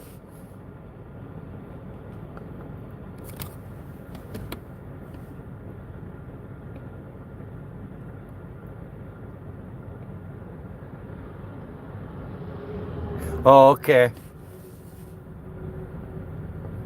Gotcha, buddy. Gotcha, Pacific Northwest. Right. Thanks, man. I appreciate it. Like I said, I'm getting caught up on chat here, and then I get back out on the highway. I'm only going to have service for maybe 4 or 5 minutes, and then I'm going to lose you guys. And then that'll be the end of it. You know, I don't know what my plans are. I was thinking about if my wife has to work till late, I might, once I get home, I might start up the live stream, see how the wind is. I doubt if I'll be burning because the wind's blowing here. But yeah, I might start up a live stream and have a couple drinks, guys. Bullshit for a bit.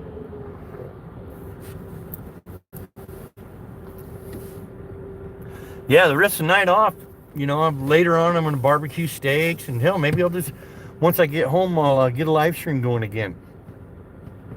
I think it is still too early Pacific Northwest, because when I'm driving over the pass, when the mushrooms are in, you'll see cars parked everywhere.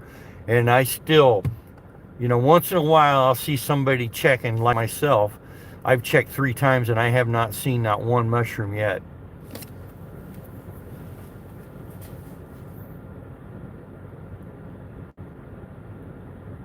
Okay, brother. Take care, man. Yeah, I think I might do that once I get home, Martin. Might fire up, get another live stream going on, and just sit and BS and some good banner and a few beers or cocktails, whatever you guys are drinking.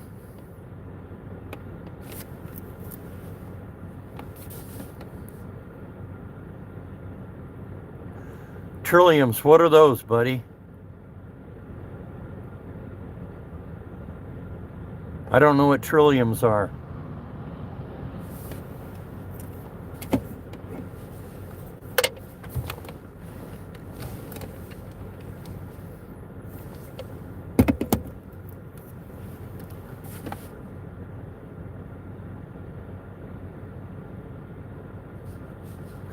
Thanks, Louise. I appreciate you.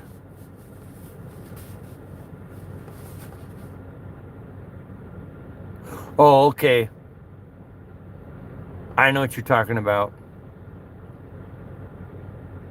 All right, Martin. Yeah, I think I will, man. We'll fire it back up and have a couple cocktails and bullshit.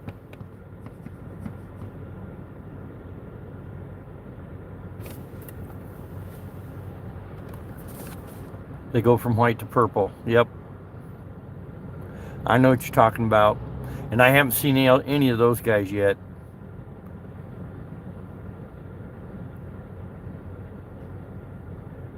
Yep. I know what you're talking about now.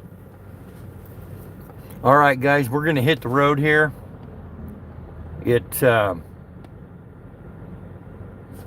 don't know how long I'll have you. It's probably only going to be, like I said, for about 5 minutes before I lose service. I want to thank everybody for coming in today, and I'll be doing a live stream here and about firing another one up in about 45 minutes when I get home.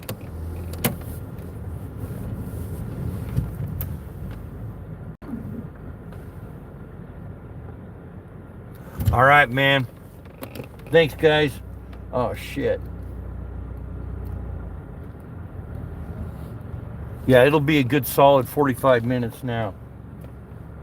I'm getting behind a huge line. Oh, I gotta brake so I can get... Got ahead of that truck and part of the line. Awesome. Awesome. Thanks, guys. I really appreciate y'all.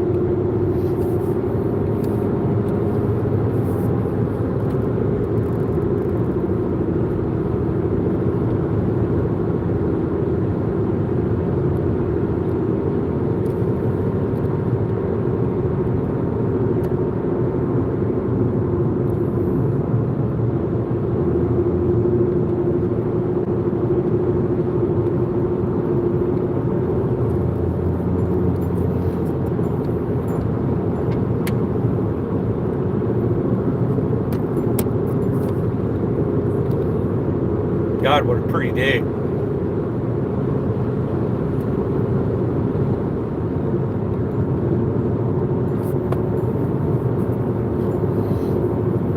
Man, I know where I was fishing today on that Yakima River, if it wouldn't have been so windy and choppy, I think a dry fly would have had some good